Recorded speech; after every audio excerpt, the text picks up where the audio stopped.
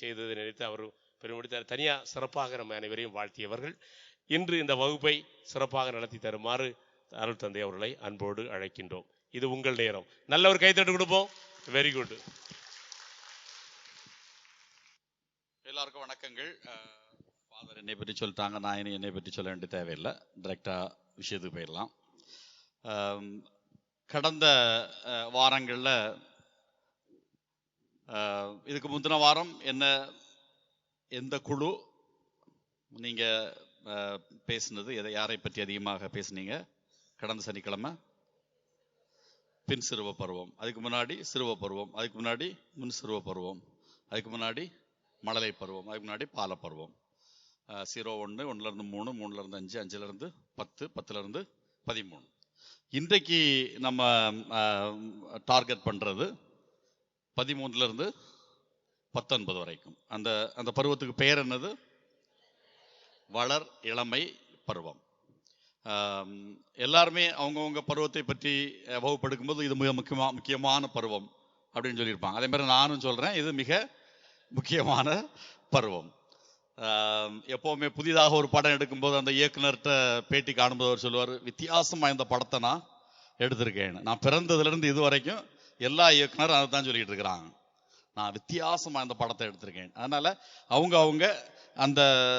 அவங்க ஃபீல்டுக்கு அழுத்தம் கொடுக்கறதுக்கு வித்தியாசமானது, முக்கியமானது, ரொம்ப கவனிக்க வேண்டியது அப்படின்னு சொல்லுவாங்க. அதே மாதிரியே நானும் சொல்கிறேன், இது ரொம்ப முக்கியமானது. மனித வாழ்க்கை பருவத்தில் மிகவும் கவனிக்கப்பட வேண்டிய, வளர்ச்சிக்குரிய பல மாற்றங்கள் இந்த பருவத்தில் நடக்கும். நீங்கள் இல்லை, நம்ம எல்லாருமே இந்த பருவத்தை கடந்து வந்துட்டோம். அதனால் நம்ம எல்லாருக்கும் இந்த அனுபவங்கள் நிறையவே இருக்கும். நான் சொல்கிறதுல பாதிக்கு மேலே உங்களுக்கு நிச்சயமாக தெரிந்திருக்கும்.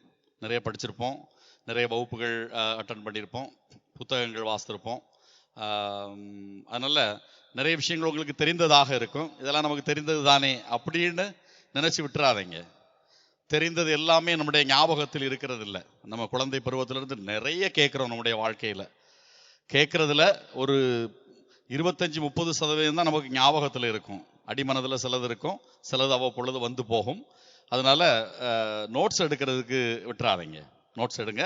பிறகு அதை சுருக்கி 4 பக்கத்தில் கொடுக்கறதாக இருந்தாலும் ஷேர் பண்ணும்போது நிறைய நம்முடைய வாழ்வுக்கு தேவையான சில காரியங்கள் அதில் வர முடியும். அதை அப்படியே நீங்கள் நோட் பண்ணி வச்சுக்கிறது நல்லது. அப்போ இதில் முதல்ல இந்த வளர் இளமை பருவம் அந்த குழந்தை பருவம், மழலை பருவம், அந்த மாணவ பருவம். நான் சிறுவ, முன் பின் சிறுவ, இது எல்லாத்தையும் சேர்த்தே மாணவ அப்படின்ற ஒரு வார்த்தையில் நான் சொல்ல விரும்புகிறேன். ஏறக்குறைய அது ஸ்டூடெண்ட் ஏஜ் தான், அந்த ஸ்டூடெண்ட்ஹுட். அந்த மாணவ பருவத்துக்கும் இளமை பருவத்துக்கும், இளைஞர்கள் என்று அழைக்கப்படுகிற அந்த பருவத்துக்கும் இடையில் இருக்கக்கூடிய பருவம் தான் இந்த வளர் இளமை பருவம். அதுக்கு இன்னொரு பேர் என்ன சொல்லுவாங்க? டீனேஜ். 13லேருந்து 19 வரை இருக்கிறதுனால டீனேஜ். இன்னொரு வார்த்தை அதிகமாக நீங்கள் பார்த்துருக்க மாட்டீங்க, சில இடங்களில் அந்த வார்த்தையை பயன்படுத்துகிறாங்க, விடலை பருவம் அப்படின்னு. வளர் இளமை பருவம் ஒரு சரியான ஒரு வார்த்தையாக இருக்க முடியும். டீனேஜ்னா அது ஆங்கில வார்த்தை. அதனால் அந்த வார்த்தையை நம்ம அதிகமாக பயன்படுத்துவது நல்லது. இந்த பருவத்தில் அவங்களுடைய உடல், உணர்வு, நான் அது வரிசையாக ஒன்று எக்ஸ்பிளைன் பண்ணுவேன். உடல், உணர்வு, அறிவு, ஆளுமை, சமூகம், இது சார்பாக அவர்களிடம் பல்வேறு விதமான வளர்ச்சி இருக்கும். ஃபிசிக்கல், இமோஷனல், சைக்கலாஜிக்கல், அதுக்கடுத்து என்ன சொன்னேன்? அறிவு, காக்னிட்டிவ். அதுக்கடுத்து என்ன சொன்னேன்? ஆளுமை, பர்சனாலிட்டி டெவலப்மெண்ட். அதுக்கடுத்து சோஷியல் டெவலப்மெண்ட் அல்லது சோஷியல் கான்டாக்ட், சோஷியல் ரிலேஷன்ஷிப். இப்படி ஒரு பாணியில் இந்த பருவம் பயணம் செய்யுது. இதில் இந்த பருவத்தை பொறுத்த வரைக்கும் பொதுவாக சில காரியங்களை சொல்லலாம். நான் இதை சொல்லிட்டேன். இதில் முக்கியமாக அனுபவ அறிவோ இவர்களுக்கு குறைவு, போதுமான மனப்பக்குவமோ உணர்ச்சிகளை வெளிப்படுத்தும் சக்தியோ அனுபவ அறிவோ குறைவு. இளமை பருவம் இன்பத்தை கொஞ்சம் ஜாலியாக இருக்கணும், என்ஜாய் பண்ணணும் லைஃப்பை. பெருசாக கோல் அந்த மாதிரிலாம் அதிகமாக அதை பற்றியெல்லாம் யோசிக்க மாட்டாங்க. இந்த பருவம் சங்கடங்களும் போராட்டங்களும் நிறைந்து, இதனால் இவருடைய வாழ்வு சில நேரங்களிலே தடம் பெறலாம். ஏன்னா இவங்க அதிகமாக பெற்றோர்கள் சொல்றது பெருசாக லிசன் பண்ண மாட்டாங்க. பேரண்ட்ஸ் நினைச்சிட்டு இருப்பாங்க பிள்ளைங்க நம்ம சொல்றது தான் கேட்டுட்டு இருக்கிறாங்க அப்படின்னு. கேட்கறது மாதிரி ஒரு பாவனையும் பாவலாவும் தான் இவங்கள்ட்ட அதிகமாக இருக்கும். ஆனா இவங்களுடைய எண்ணம் சிந்தனைகள் எல்லாம் வேற பக்கத்துல இருக்கு. இந்த பியர் குரூப்னு சொல்லுவாங்கல்ல, சம வயதை ஒத்தவர்கள், இவங்களோட சேர்ந்து பழகக்கூடிய ஃப்ரெண்ட்ஸ், ஆண்கள் பெண்கள் யாராகவும் இருக்கலாம், அவங்க வார்த்தைகளை தான் அதிகமாக இவங்க கேட்பாங்க. டீச்சர்ஸும் ஸ்கூல்ல நீங்க நிறைய டீச்சர்ஸ் இங்க இருப்பீங்க, நீங்க பேசும்போது கிளாஸ்ல கவனிச்சுட்டு இருக்கிறது மாதிரி இருப்பாங்க. அவங்களுக்கு விரும்பிய பாடமாக இருந்தா கவனிப்பாங்க, இல்லைன்னா நிச்சயமாக அவங்க கவனம் அங்க இருக்காது பல நேரங்கள்ல. அதனால இவங்க இந்த ஏஜ்ல வந்து இன்பத்தை விரும்பும் பருவம், பல சங்கடம் போராட்டம் இதெல்லாம் வந்து வாழ்க்கையில சில தடுமாற்றங்களும் வரக்கூடிய பருவம். பொதுவாக இந்த பருவத்தை பற்றி சொல்ற நேரத்துல 13 to 19 வயது வரைக்கும் உள்ள ஒரு பருவம். ஏற்கனவே நம்ம சொன்ன பாயிண்ட் சிலது வருது. சில சமூகியல் அறிஞர்கள், பண்பாட்டு மனித இயல் அறிஞர்கள் இந்த பருவத்தை ஒரு மாற்றம் உடைய பருவம், மாற்றம் அடையக்கூடிய பருவம், இப்படி 2 விதங்கள்ல இதை பார்க்குறாங்க. அதுக்கடுத்து இந்த பருவம் வந்து ஒரு போராட்ட காலமாக அமையலாம். நான் இதுக்கு நிறைய உதாரணங்கள் இனி வர வர சொல்லுவேன். நிறைய கேள்விகள், நிறைய பிரச்சனைகள், புதிதாக அவங்களுடைய வாழ்க்கையில நிறைய விஷயங்களை அவங்க உடல் அளவில் உணர்வளவில் சந்திக்க ஆரம்பிப்பாங்க. அதனால ஒரு போராட்டம் இந்த காலத்துல எப்பவும் இருந்துகிட்டே இருக்கும். அதுல இன்னொரு முக்கியமானது, ஒருவன் தன்னை குழந்தை என்றோ அல்லது முதிர்ச்சி பெற்ற மனிதன் என்றோ புரிந்து கொள்ளவோ அறிந்து கொள்ளவோ முடியாத ஒரு மன போராட்டத்தில் இந்த காலத்தை கடந்து செல்கிறான்.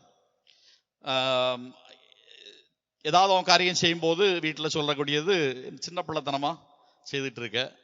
அப்ப இன்னும் அந்த சின்ன பிள்ளை, ஏன்னா 18 வயது நிரம்பிய பிறகுதான் நம்ம மேஜர் அப்படின்னு சொல்றோம். அதுக்கு முன்னாடி ஏதாவது நடந்தாலும் சிறுவனுக்கு இது நடந்தது, சிறுமிக்கு இது நடந்தது அப்படின்றத நம்ம அரசு பார்க்குது. இப்போ பல நேரங்களில் இவங்க என்ன நினைக்கிறாங்கன்னா, என்னை பார்த்து சிறுவன் சொல்றாங்க, என்னை பார்த்து சின்ன பையன் சொல்றாங்க அப்படின்ற ஒரு போராட்டம். ஆனா அதே நேரத்தில் சில நேரம் வீட்டில் சொல்லுவாங்க, வளர்ந்தாச்சு, கொஞ்சம் யோசிக்க தெரியல, அடுத்த என்ன செய்யணுன்றதை பத்தி யோசிக்க வேண்டாமா, அடுத்த லைஃப்ல நீ என்ன ஆக போற, என்ன படிக்க போற, எதை செலக்ட் பண்ண போற. அப்ப அவன் நினைக்கிறான் நமக்கு ஓரளவுக்கு ஒரு சின்ன முதிர்ச்சியும் வந்துருச்சு. அப்படி ஒரு சின்ன ஒரு மன போராட்டம் இந்த காலகட்டத்தில் இருந்துகிட்டே இருக்கும். இந்த இரு நிலைகளில் தான் ஒரு சின்ன சிக்கல் அவங்களுடைய லைஃப்ல இருக்கும். சில இடங்களில் பக்குவம் அடைந்த வாலிபனாக இருக்க எதிர்பார்க்கிறார்கள் பெற்றோர்கள், ஆசிரியர்கள், வழிநடத்துனர்கள் அல்லது சமூகம். பல நேரங்களில் அந்த ஒரு பக்குவம் அடைந்த ஒரு வாலிபனாக இருக்க வேண்டும் அப்படின்னு ஒரு எதிர்பார்ப்பு. இந்த எதிர்பார்ப்பிலிருந்து விலகி சென்றால் கண்டனம் தெரிவிக்கின்றார்கள். உடனே பிரச்சனை வருது வீட்டில். தேவையில்லாம சுத்திட்டு திடுற, பேசாம இருக்க வேண்டிய இடத்துல இருக்க மாட்டேங்கிற, படிப்புலையும் ஒன்றும் இல்லை, ஒழுக்கத்துலையும் ஒன்றும் இல்லை, கோயிலுக்கும் போக மாட்டேங்கிற, ஒழுங்கா தலையும் செய்ய மாட்டேங்கிற, தலையில கலர் கலரா அடிச்சுட்டு வார, முடி எங்கிருந்து எங்கேயோ போயிட்டு இருக்கு, முடியல படமெல்லாம் வரையவான்னு நீ நிறைய பாருங்க.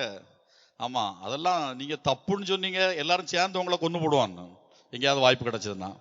அதனால இதை கவனித்து கொண்டிருக்கிறோம் நாம் எல்லாரும். நம்முடைய வீட்டிலே நிறைய இருக்கு. நம்முடைய தம்பி இருக்கும், நம்முடைய அண்ணன் இருக்கும், நம்முடைய பிள்ளை இருக்கும், நம்முடைய மருமகன் இருப்பான், அல்லது நம்முடைய மருமகள் இருப்பா. அதெல்லாம் நம்ம கவனிச்சுட்டு தான் இருக்கோம். சில நேரங்களில் அவனை குழந்தையாக எண்ணி அவனுக்கு வழிகாட்டவும் அறிவுரை கூறவும் முற்படுகின்றது. ஏற்கனவே நான் உங்களுக்கு எக்ஸ்பிளைன் பண்ணிட்டேன். எடுத்து ஒவ்வொரு அந்த நிலை உடல் சார்ந்த வளர்ச்சி. இந்த உடல் வளர்ச்சியை சொல்லும்போது ஆணுக்கும் பெண்ணுக்கும் அந்த உடல் தோற்றம் ஒரு சின்ன மாற்றம், இது எல்லாத்தையுமே நம்ம கடந்து வந்தவங்க தான், நமக்கு தெரியும். குரலில் மாற்றம், அப்புறம் மீசை வளர்றது, அந்த ரோமங்கள் வளரக்கூடிய, அது ஒரு சின்ன அவனுக்குள்ளே அல்லது அவளுக்குள்ளே நாம கொஞ்சம் பெரிய ஆள் ஆயிட்டோம் போல இருக்கு அப்படின்ற ஒரு ஃபீல் அதிகமாக வந்து போகக்கூடிய ஒரு பருவம். பிசிக்கலா ஆணுக்கும் பெண்ணுக்கும் உடலின் தோற்றம் பொலிவடையும், உடலின் உயரம் கணிசனமான அளவு கூடும். திடீர்னு பொம்பளை பிள்ளைங்க அதிகமாக நீங்க பாத்தீங்கன்னா ஒரு டக்குன்னு ஒரு வளர்ச்சி இருக்கும். கொஞ்ச நாளா பார்த்துட்டு இருப்போம், சின்ன பிள்ளை மாதிரி இருக்கும். அடுத்த ஒரு ஃபியூ இயர்ஸுக்குள்ளால அது ஒரு தாவணியை உடுத்துட்டு ஒரு வளர்ந்த பிள்ளை மாதிரி அந்த வீட்டுக்குள்ள நிற்கும். ஜன்னலுக்கு பின்னாடி ஒளிச்சு நின்று அப்படி பார்த்துட்டு நிற்கும். அது மாதிரி பசங்கள்ட்ட அப்படியெல்லாம் பார்க்க முடியாது. அது இப்போ ஜன்னலுக்கு பின்னாடி ஒளிச்சு நிற்கிறதெல்லாம் இல்லை. நான் இது ஒரு 20 வருஷத்துக்கு முன்னாடி சொல்றேன். இப்ப ஜன்னல்லாம் இனி அந்த ஒளிப்பெல்லாம் இல்லை. பையங்களையும் உடனடியாக கண்டுபிடிக்க முடியாது. குரல் மாற்றம் வரும். சில பையங்க அந்த நல்ல அழகா இனிமையாக பாடிட்டு இருப்பான்னு டக்குன்னு குரல்ல ஒரு மாற்றம் வரும். அதுக்கு பிறகு குரூப்பா சேர்ந்துட்டு ஏதாவது சைக்கிளில் வர பிள்ளைங்களை அப்படி லைட்டா ஒரு லுக் விட்டுட்டு ஒரு கிண்டல் பண்ணிட்டு 2 வார்த்தையை சொல்லிட்டு அதில் அடியும் வாங்கிட்டு அப்படி ஆரம்பிக்கக்கூடிய ஒரு பருவம். அப்ப உடலின் உயரம் கணிசமான அளவு கூடும். உடலின் வேகமான வளர்ச்சிக்கு ஈடு கொடுக்க உணவு நல்லா சாப்பிடுவாங்க. இந்த நேரத்தில் தான் தாய் தந்தையர்கள் ரொம்ப கவனமாக இருக்கணும். சாப்பாடு கொடுக்கணும் 2 பேருக்குமே, ஆண்களும் பையங்களும் சரி பிள்ளைங்களும் சரி. பையங்களுக்கு மட்டும் ஒன்றும் இல்லை, பிள்ளைங்களுக்கும் நல்ல சத்தான உணவு இந்த நேரத்தில் கட்டாயம் கொடுக்கணும். ஏன்னா நிறைய சாப்பிடுவாங்க அவங்க. ஆர்வமும் தேவையும் அதிகமாக இருக்கும். நிறைய விஷயங்களை குறித்து ஆர்வப்படுவாங்க, நிறைய தெரிஞ்சுக்கணும்னு ஆசைப்படுவாங்க. கியூரியாசிட்டி கொஞ்சம் அதிகமாகும். சின்ன குழந்தையா இருக்கும் போது இருக்கக்கூடிய கியூரியாசிட்டி வேற, அது எல்லாத்தையும் தெரிஞ்சுக்கணும்னு ஆசைப்படும். இந்த ஏஜ் அப்படி இல்லை, குறிப்பிட்ட சில விஷயங்களை பற்றி தெரிஞ்சுக்கணும்னு ஆசைப்படுவாங்க. எங்கெல்லாமோ போய் கேட்டுட்டு நடப்பான்னு. அதை ஒழுங்காக, அதுக்கு பிறகுதான் நம்ம அது வருது. பெற்றோர்கள், வழி நடத்துனர்கள், ஆசிரியர்கள் வழி நடத்த வேண்டியவங்க ஒழுங்கா வழி நடத்தலைன்னா அவங்க வேற எங்கேயாவது போய் நிச்சயம், ஆனால் அவங்க எங்கேயாவது போய் கற்றுக்கிட்டு வந்துருவாங்க, எங்கேயாவது போய் தெரிஞ்சுட்டு வந்துருவாங்க. ஏதாவது புத்தகத்தை எடுத்து வாசித்துட்டு இருப்பாங்க. அல்லது இன்றைக்கு இன்டர்நெட் வந்துருச்சு. நான் ஒரு 15-20 வருஷத்துக்கு முன்னாடி உள்ளதை தான் சொல்கிறேன் புத்தகம் அப்படின்னு சொல்லிட்டு. ஒரு பங்கில் நான் இருக்கும்போது ஆல்டர் பாய்ஸ் மீட்டிங் சொல்லியிருந்தேன். பையங்க ஒருத்தரையும் காணலை. போய் தேடி பார்க்குறேன், மேலே சத்தம் கேட்டது. இதில் மாடியில் சாயந்தரம் ஒரு 5:30 மணி இருக்கும். அங்கே போகிறேன், அங்கே ஒரு புத்தகம் வச்சுட்டு ஒரு 4 பேர் உட்கார்ந்துருந்து நடுவில் புக்கை வச்சு விரிச்சு ஒன்று ஒன்றா படிச்சுட்டு இருக்காங்க. அப்போ நான் போய் அந்த புத்தகத்தை என்னைய கண்டவுடனே ஒழிச்சு வச்சுட்டாங்க. இடல எங்கள் புத்தகத்தை வாங்கி பார்த்தா அது ஒரு தரைமட்ட லெவலில் உள்ள ஒரு செக்ஸ் புக், ஒரு எஜுகேஷனை கொடுக்கக்கூடிய ஒரு செக்ஸ் எஜுகேஷன் புக்காக இருந்தால் கூட பரவாயில்ல. ஏதோ எங்கே இருந்தோ பையங்க பக்குவமாக வாங்கிட்டு வந்திருக்கான்னு சொல்லலாம். இது இந்த படங்களெல்லாம் வரைஞ்சி ஒரு மாதிரி சிங்கங்களெல்லாம் போட்டு. அப்போ நான் தான் முதல் தடவை, நான் என்னுடைய லைஃப்பில் முதல் தடவை அப்போ தான் அந்த புக்கை பார்க்குறேன். நான் இப்படி நிறைய புக்கு பையங்களாம் படிப்பாங்கன்னு சொல்லுவோம். இப்போ நம்மளுடைய வீட்டில் எப்படி டிசிப்ளின் பண்ணுறாங்களோ அதை பொறுத்து நம்ம இதெல்லாம் படிக்கக்கூடாது. மறைக்கல்வியில் சொல்லுவாங்க, அல்லது வீட்டில் சொல்லுவாங்க, சாமியார் கோயிலில் சொல்லுவார், அருட் சகோதரிகள் சொல்லுவாங்க. அப்போ அதனால அப்படி நான் பார்க்கல. அன்றைக்கு தான் முதல் தடவை அதை எடுத்து பார்க்குறேன். அதை எடுத்துகிட்டு வந்து வாசித்தேன். நான் இப்போ வாஸ்து பார்க்கும்போது என்னுடைய ஏஜுக்கே புரிந்து கொள்ள முடியாத அளவுக்கு சில விஷயங்கள் அதில் இருந்தது. அப்போ எனக்கு ஒரு 30-32 வயது இருக்கும். ஆனால் அந்த பையங்க 10, 9, 8, 11 அந்த வயதில் உள்ளவங்க, அந்த வகுப்பு கூட இல்லை, அந்த வயது. அப்போ தான் நான் யோசித்தேன், எப்படி இந்த பையங்க புரிஞ்சுக்குவான்னு. ரொம்ப எப்படி ராவா தண்ணி அடிக்கிறாங்களோ, தண்ணி ஊற்றாம அதே மாதிரி ராவா இந்த விஷயங்களை வாசிக்க ஆரம்பிச்சாங்கன்னா அதுக்கு அடுத்த கட்டம் இந்த பையங்களுடைய பக்குவம் எப்படி இருக்கும் அப்படின்னு நான் யோசித்தேன். அதுக்கு பிறகு திடீர்னு பார்த்தா என்னுடைய காம்பவுண்டுக்குள்ளால ஒரு புக்கு கிடக்கும். இதே மாதிரி அந்த டைமில் எனக்கு ஆச்சரியமாக இருந்தது. அப்போ அந்த டைமில் அந்த ஊரில், எல்லா ஊர்லேயும் இருந்திருக்கும், நான் அங்கே இருந்ததுனால எனக்கு தெரியுது, இந்த புத்தகங்கள் இந்த ஏஜ் குரூப்பில் அப்படியே சுழன்று வந்துக்கிட்டே இருக்கு. அப்படியே பக்கத்து வீட்டில் தூக்கி போட்டுருவாங்க வாஸ்து முடிச்சுட்டு. அங்கே பக்கத்து வீட்டில் 2-3 பொம்பளை பிள்ளைங்க உண்டு. அங்கேருந்து அந்த அம்மா அந்த புக்கையும் தூக்கிட்டு வருவாங்க. ஃபாதர், இந்த அசிங்கமான புக்கு மேடையில இருந்து தான் போட்டு, உங்க மேடைன்னா நாங்கள் தங்கியிருக்கிற வீடு, உங்க வீட்டில இருந்து தான் விழுந்திருக்கு. அப்போ நான் தான் வாசித்துட்டு அங்கே போட்டேன், உங்க பிள்ளைங்க வாசிக்கட்டும் அப்படின்னு சொல்லிட்டு, அப்படின்னு சும்மா கிண்டலுக்கு சொல்லிட்டு இருந்தேன். என்னடா இந்த பையங்க இங்கே வந்து வாசித்துட்டு அதை அப்படியே காம்பவுண்ட் வழியா தூக்கி அங்கே போட்டோம். அந்த பிள்ளைங்களும் எடுத்து அதை வாசித்துட்டு ஒரு நாள் கழிச்சு அம்மாட்ட கொடுக்குறது. அவங்க அதையும் தூக்கிட்டு காணிக்கை போனி மாதிரி என்கிட்ட கொண்டு வர்றது அந்த புக்கை. அப்போ இது அந்த டைம்ல எனக்கு ரொம்ப இன்ட்ரெஸ்டிங்காக இருந்தது. அது அதாவது எங்கேயோ ஒரு இடத்துல சர்க்குலேட் ஆகுது இந்த புக்கு, அது எப்படியோ வருது. அந்த பையங்க, அந்த பிள்ளைங்களுக்கும் இது தேவைன்னு, எவ்வளோ பக்குவம் பாருங்க, அந்த பிள்ளைங்க மேலே பாசம், அதுகளுக்கும் அது தேவைன்னு புரிஞ்சு அதுகளுக்கும் கொடுத்து, அதுகளும் அதை வாசிக்காம கொண்டு அம்மாட்ட கொடுத்தா நல்ல பிள்ளைங்க ரொம்ப பக்குவமாக வளர்ந்துருன்னு. அது கம்ப்ளீட்டாக வாசித்து முடிச்சுட்டு இப்படி ஒரு அசிங்கமான புக்கை கொண்டு சாமியார் மேடையிலேருந்து யாரோ இங்கே போட்டிருக்காங்கன்னு சொல்ல, இது நான் அதுக்கப்புறம் யோசித்து பார்த்தேன். அதில் ஒரு பையன் இப்போ செமினரில் சேர்ந்து வெளியே போயிட்டான், சாமியார் ஆகலை. அவன் சாமியார் ஆகக்கூடாதுன்னு இல்லை, அந்த ஏஜில் அவன் தேவையானதாக வாசித்தான், அவ்வளோதான். அது தப்புன்னு நான் சொல்ல மாட்டேன். அப்போ இப்படி இந்த ஏஜில் சில காரியங்களை எல்லாம் தெரிந்து கொள்ள வேண்டும் என்று நினைப்பதை விட சில காரியங்களை அதிகமாக தெரிந்து கொள்ள வேண்டும் அப்படின்னு சொல்லக்கூடிய அந்த ஒரு தேவையும் ஆர்வமும் அவங்களுக்கு இருக்கும். அப்புறம் அது உடலில் ஏற்படக்கூடிய மாற்றம், அதை பற்றி நான் சொன்னேன் உங்களுக்கு. அது ஆண்களாகவும் இருக்கலாம், பெண்களாகவும் இருக்கலாம். அது உங்களுக்கே தெரியும், உங்களுடைய லைஃப்பில் அது எப்படி நீங்கள் அந்த கட்டத்தை கடந்து வந்தீங்க அப்படின்னு சொல்லிட்டு. சிலருக்கு அது கொஞ்சம் கஷ்டமாக இருக்கும். அதை பற்றி சில கேள்விகள் எல்லாம் அம்மாட்டவே கேட்டுட்டு இருப்பாங்க. அப்போ அந்த அந்த தாய்மார்கள் வந்து கொஞ்சம் பக்குவமாக அந்த பிள்ளைங்களை கையாளணும். இதெல்லாம் உனக்கு இதெல்லாம் தேவையில்லை, அதெல்லாம் வயசுக்கு வந்த பிறகு பார்த்துக்கிடலாம். அது 35 வயசுக்கு பிறகு அந்த பிள்ளைக்கு யாரும் சொல்லி கொடுக்க வேண்டிய தேவையில்லை. அந்த நேரத்தில் அதை அடுத்த பிள்ளைக்கு சொல்லக்கூடிய அளவுக்கு இருக்கும், அது பையனோ பிள்ளையோ. அதனால அம்மாவை நாடி சில காரியங்கள் அல்லது பையங்க அப்பாட்ட சில காரியங்கள் அப்படி கேட்குறாங்கன்னா செக்ஸ் சம்பந்தமா குறிப்பா அதுதான் கேட்பாங்க. கேட்குறாங்கன்னா பக்குவமாக அதை சொல்லி கொடுத்தல் நலம். அதை சொல்லி கொடுக்கலன்னு வச்சுக்கோங்க. இதே மாதிரி அழுக்கு புத்தகங்கள், இதே மாதிரி அழுக்கு இப்போ வீடியோக்கள் அதை தேடி தான் போவாங்க. இப்போ இப்போ புக்கெல்லாம் படிக்கிறது இல்லை. இப்போ எல்லாம் தேவையான அளவுக்கு எல்லாம் வீடியோ எல்லாம் கிடச்சிருச்சு. அது ஒரு 6ஆம் கிளாஸ் பையன் எனக்கு ஒரு தடவை ஒரு CD 3 CD ஸ்கூல்ல இருந்து பிடிச்சேன் நான் இருந்த பங்கில். அப்புறம் 3 செல்ஃபோன் அதை எடுத்து பார்த்தா செல்ஃபோனில் சின்ன சின்ன அந்த மெமரி சிப்பு, மெமரி கார்டு அதை போட்டு பார்த்தா நம்ம லைஃப்ல இப்படி நியூட் மூவிஸ் நம்ம பார்த்துருக்க மாட்டோம். 8ஆம் கிளாஸ் பையன் 8, 6, 7, 8, 9, 10க்குள்ளால ரொட்டேட் ஆகிட்டு இருக்கு ஒரு கிராமத்தில் இது. அப்போ நான் அது எல்லாத்தையும் வச்சுருந்தேன். அப்போ கூப்பிட்டு அந்த முக்கியமான பையங்கள்கிட்ட ஒவ்வொருத்தட்டே நியூஸ் எடுக்கும்போது இன்டர்நெட் சென்டரில் விளையாட போன இடத்துல ஒரு அண்ணன் கொடுத்தாங்க, அங்கேருந்து வந்தது. அது எந்த இன்டர்நெட் சென்டர்னு கண்டுபிடிச்சி போனால் ஒரு 50 ரூபா கொடுத்தா அவன் இந்த மெமரி கார்டு கொடுக்குறான். அது செல்ஃபோனில் போட்டு பையங்க பார்க்குறாங்க. இப்போ வீட்டில் போய் இது வெளியே தெரியாமல் ஒழிச்சு பார்க்குறதுக்கு ரொம்ப வசதி. இந்த செல்ஃபோன் எல்லா பெரிய ஆட்களும் செய்கிறாங்க. இன்னைக்கு வயசான ஆட்கள்ல இருந்து ஏறக்குறைய ஒரு 10 வயசு 8 வயசு வரைக்கும் இன்னைக்கு வந்தாச்சு. வெளிநாட்டுல எல்லாம் பார்த்து அவன் குப்பையில தூக்கி போட்டாச்சு எல்லாத்தையும். அவன் அடுத்த லெவலுக்கு போயிட்டு இருக்கான் அமெரிக்கா அண்ட் யூரோப்பியன் கண்ட்ரீஸ்ல. இங்க நமக்கு இப்போ அதுதான் உலகம் அப்படின்னு சொல்லிட்டு நிறைய நீங்க பாருங்க, சாயந்தரம் ஆன உடனே எங்க கோயில் காம்பவுண்டுக்குள்ளால ஒரு 40ல இருந்து 50 பையங்க வந்து உட்கார்ந்துருப்பான்னு. எல்லா முகமும் அப்படியே பளிச்சுன்னு தெரியும்.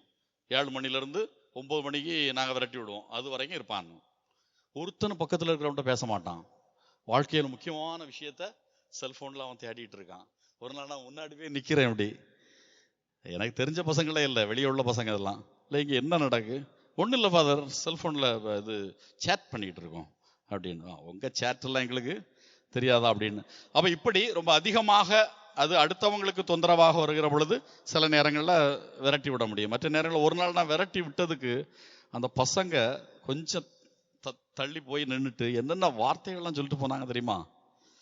ஆச்சரியமா இருந்தது எனக்கு. நான் இந்த விரட்டி விட்டுட்டு அவனை என்ன ரியாக்ட் பண்றான்னு அதெல்லாம் பார்த்துட்டு இருக்கிறேன். நான் அது கவனிச்சுட்டு தான் இருக்கிறேன். இந்த நாட்கள்ல இந்த ஏஜ்ல உள்ளவங்களை வந்து அடிச்சு திருத்திடலாம் அல்லது விரட்டி விட்டவன எல்லாம் நல்லா ஆயிரும் அப்படின்லாம் நினைக்க முடியாது. அவனை போயிட்டு அந்த காம்பவுண்டுக்கு அந்த பக்கம் நின்றுட்டு ஒருத்தன் இன்னொருத்தன்ட்ட ஒரு மாதிரி வார்த்தையை சொல்லி கிண்டல் பண்ணி சிரிச்சு ஒரு மாதிரி நக்கல் பண்ணிட்டு போனான்னு. அப்போ எனக்கு பயங்கரமான கோபம் வந்தது. அப்படியே அடக்கிட்டு போயிட்டேன் நான். அப்ப இந்த ஏஜ்ல வந்து அவங்களுக்கு கொடுக்க வேண்டியதை முறையாக கொடுக்கலன்னா அவங்க எங்கேயா போய் கத்துக்கிட வேண்டியதை கத்துக்குவாங்க.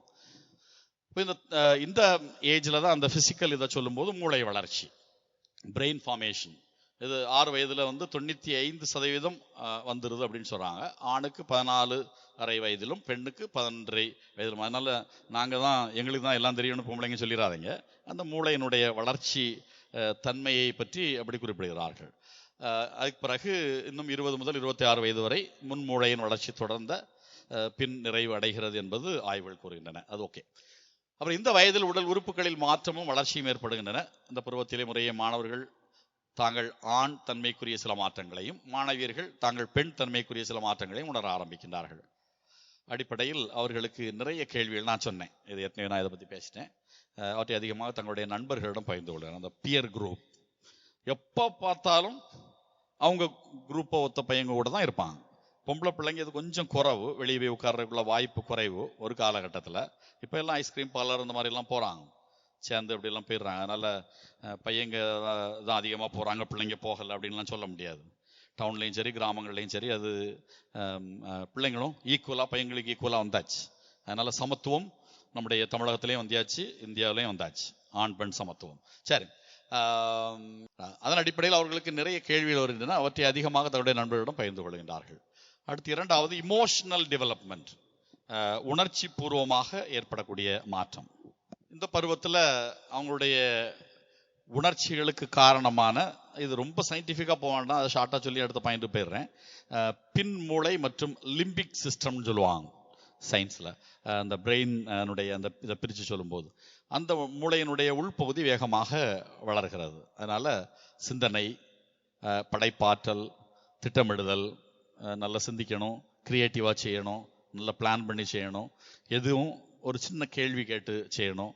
அப்புறம் உணர்ச்சியினுடைய தூண்டுதல்கள் கொஞ்சம் அதிகமாக இருக்கும். கோபம், வெறுப்புணர்வு, திடீர்னு சண்டை போடுறது, சத்தம் போட்டு பேசுறது, கெட்ட வார்த்தை பேசுறது, அப்புறம் அந்த செக்ஸ் ஃபீலிங்ஸ் கொஞ்சம் அதிகமாக வர்றது, இந்த மாதிரி உணர்வுகள் வந்து இந்த வயதில் கொஞ்சம் அதிகமாக இருக்கும்.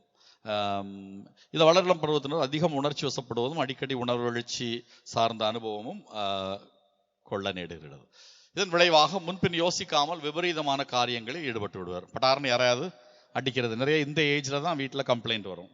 என் பிள்ளை உங்கள் பிள்ளை அடிச்சு போட்டான், அல்லது அவன் சைக்கிளை தூக்கி போட்டு நொறுக்கி போட்டான், அவனுடைய புக்கெல்லாம் தூக்கி வெளியே வீசிட்டான் அப்படின்னு சொல்லிட்டு விபரீதமான காரியங்களில் பாதுகாப்பற்ற செயல்கள் செய்து மாட்டிக்கொள்வார்கள். ஆமாம், நிறைய நேரங்களில் ரூமில் ராத்திரி 11 மணிக்கு லைட்டெல்லாம் ஆஃப் பண்ணி போட்டு தலையணைகளை செல்ஃபோனை வச்சுட்டு பேசிகிட்டு இருப்பாங்க. திடீர்னு அப்பா கதவு திறந்து படாருன்னு உள்ளே போகும்போது இங்கே என்ன செய்துட்டு இருக்க? ஒன்றும் இல்லை, நான் சும்மா படுத்து தான் இருந்தேன் அப்படின்னு. அங்கே செல்ஃபோன் ஆனில் இருக்கிறத அவர் பார்ப்பார்.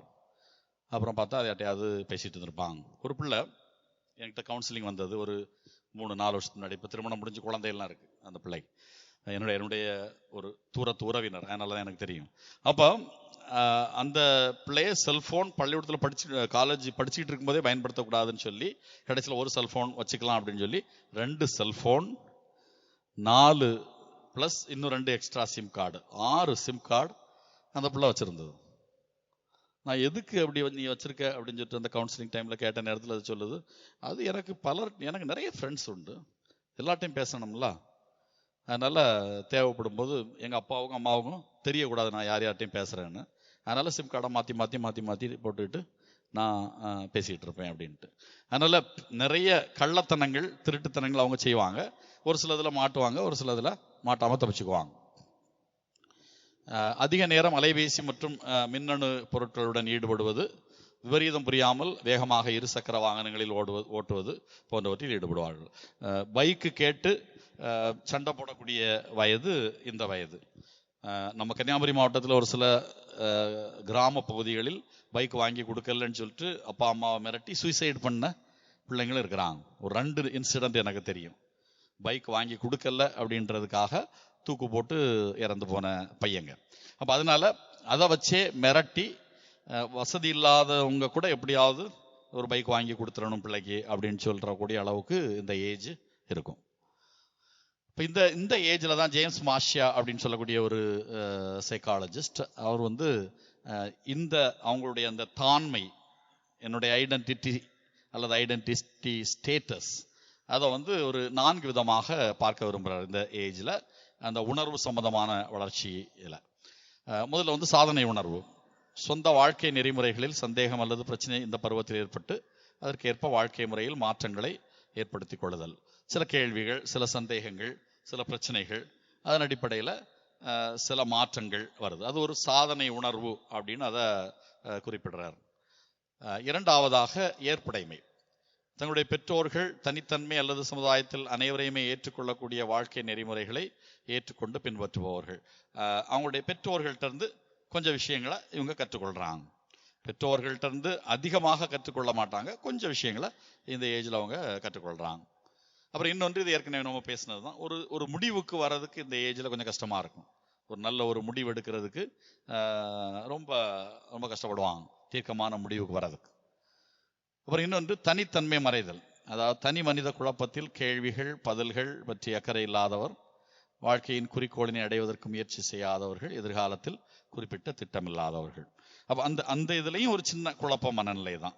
நான் யார், என்னுடைய அடுத்த கட்டம் என்ன, என்னுடைய கோல் என்ன அப்படின்னு சொல்லக்கூடிய அளவுக்கு. ஃபோன் பேசிகிட்டு இருப்பீங்களோ கிளாஸ் நடக்கும்போது? 1-2 பேர் ஃபோன் பேசுகிறத நான் பார்க்குறேன். அது அலவுடா? இல்லை, தயவுசெய்து கிளாஸ் நடக்கும்போது ஃபோன் பேசுகிறாங்க, எடுத்துகிட்டு வெளியே போயிருங்க. அது எனக்கும் டிஸ்டர்பன்ஸு, உங்களுக்கு பக்கத்தில் இருக்கிறவங்களுக்கு டிஸ்டர்பன்ஸ். ப்ளீஸ், அதனால் யாராவது எமர்ஜென்சி கால்னால் வெளியே போய் பேசிட்டு வாங்க.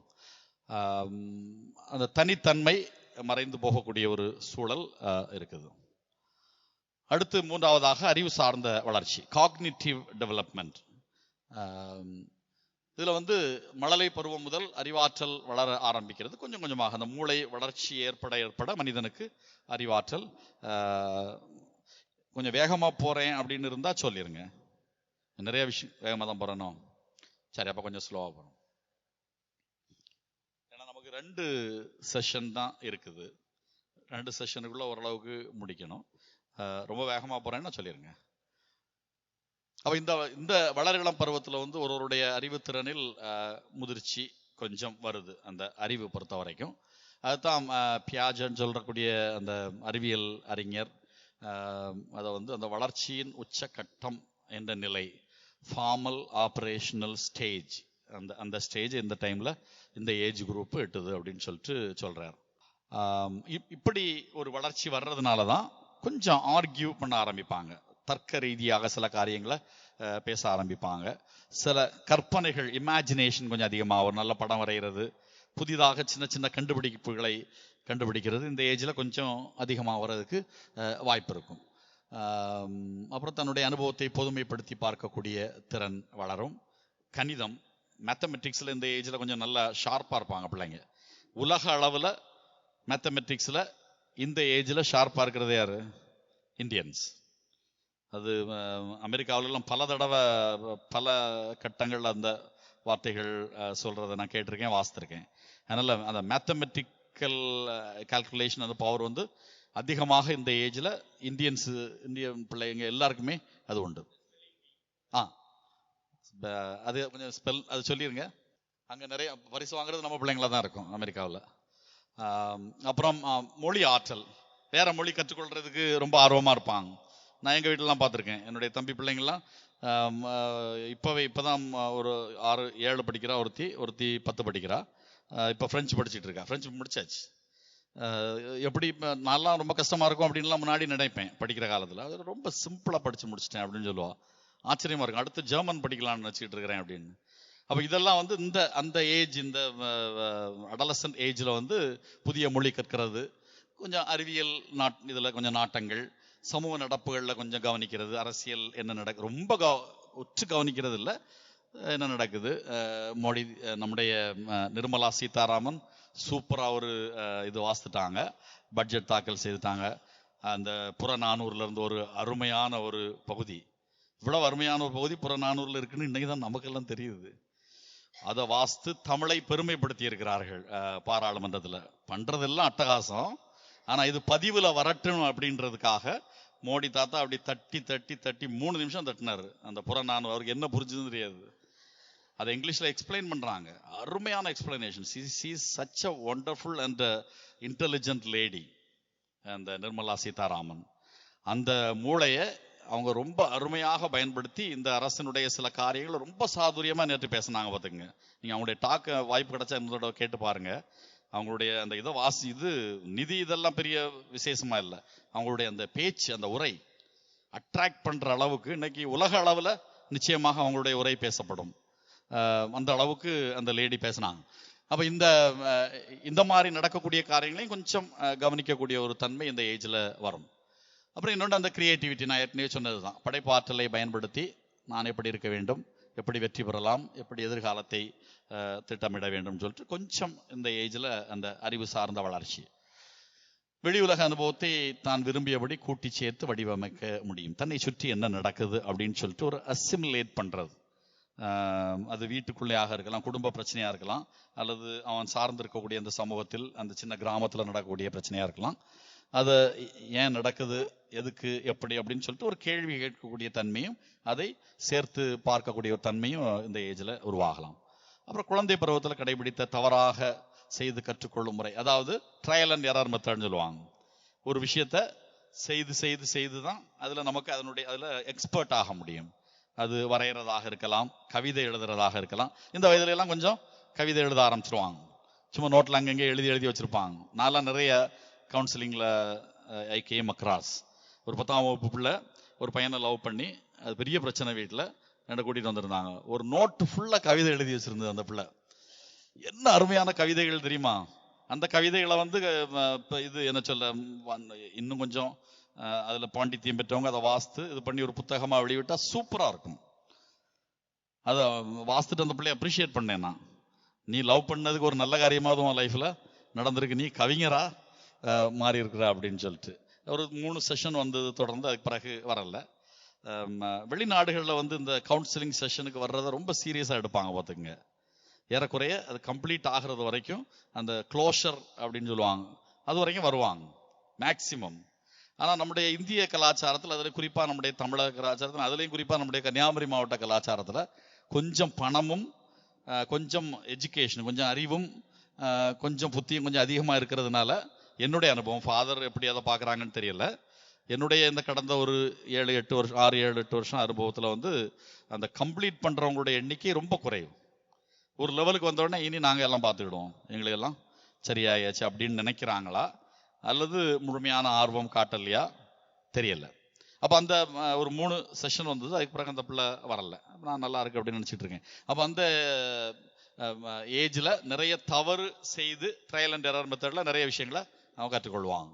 நல்ல அருமையான ஒரு கேள்வி. அதாவது அவங்களுக்கு அந்த நேரத்தில் வரக்கூடிய லாங்குவேஜ், மேத்தமெட்டிக்கல், அப்ஸ்ட்ராக்ட், இந்த மாதிரி இமேஜினேஷன், இதெல்லாம் நம்ம கைட் பண்ணுறதா வருமா, அல்லது அவங்களாகவே இரண்டும் சேர்த்து தான்? அவங்களுக்கே அந்த மாதிரி எண்ணங்கள் அதிகமாக இருக்கும் இந்த நேரத்தில். அதை வந்து ப்ராப்பராக அதை கைட் பண்ணுறது, அல்லது கிளாஸில் கொடுக்கக்கூடிய கிளாஸ் சப்ஜெக்ட்ஸு, அந்த மாதிரி இதிலிருந்து அவங்க அதை பிக்கப் பண்ணி எடுத்துக்குவாங்க. கொஞ்சம் பிரச்சனைகளுக்கு தீர்வை யோசித்து பெறுவதற்கு ஒரு சின்ன முயற்சி இந்த வயசில் நடக்கும். நன்னெறி வளர்ச்சி பெரும் பருவம் இதுவே. அதாவது ஒழுக்க நெறி சம்பந்தப்பட்ட காரியங்களை கற்றுக்கொண்டு நல்லா வரக்கூடிய பிள்ளைங்களும் இருக்கிறாங்க. அதை கற்றுக்கிட்டு வேற மாதிரி லைனில் போகக்கூடிய பிள்ளைங்களும் இருக்கிறாங்க. மேலும் இந்த வயசில் வந்து மூளை வளர்ச்சியில் முதிர்ச்சி பெற்று ஆழமான உரையாடல்கள், ஒழுக்க நெறி சார்ந்த காரணிகள், தனியாக சில காரியங்கள் செய்ய முயற்சி எடுத்தல், இவற்றில் ஈடுபடுவார். அதை நான் எக்ஸ்பிளைன் பண்ண வேண்டிய தேவையில்லை. அடுத்து உள்ளது எக்ஸ்பிளைன் பண்ணணும். மேலும் தங்களையே மையப்படுத்தும் அடலசன்ட் ஈகோ சென்ட்ரிசம், அதாவது தன்னை மையப்படுத்தி தன் மைய சிந்தனை வந்து கொஞ்சம் அதிகமாக இருக்கும்.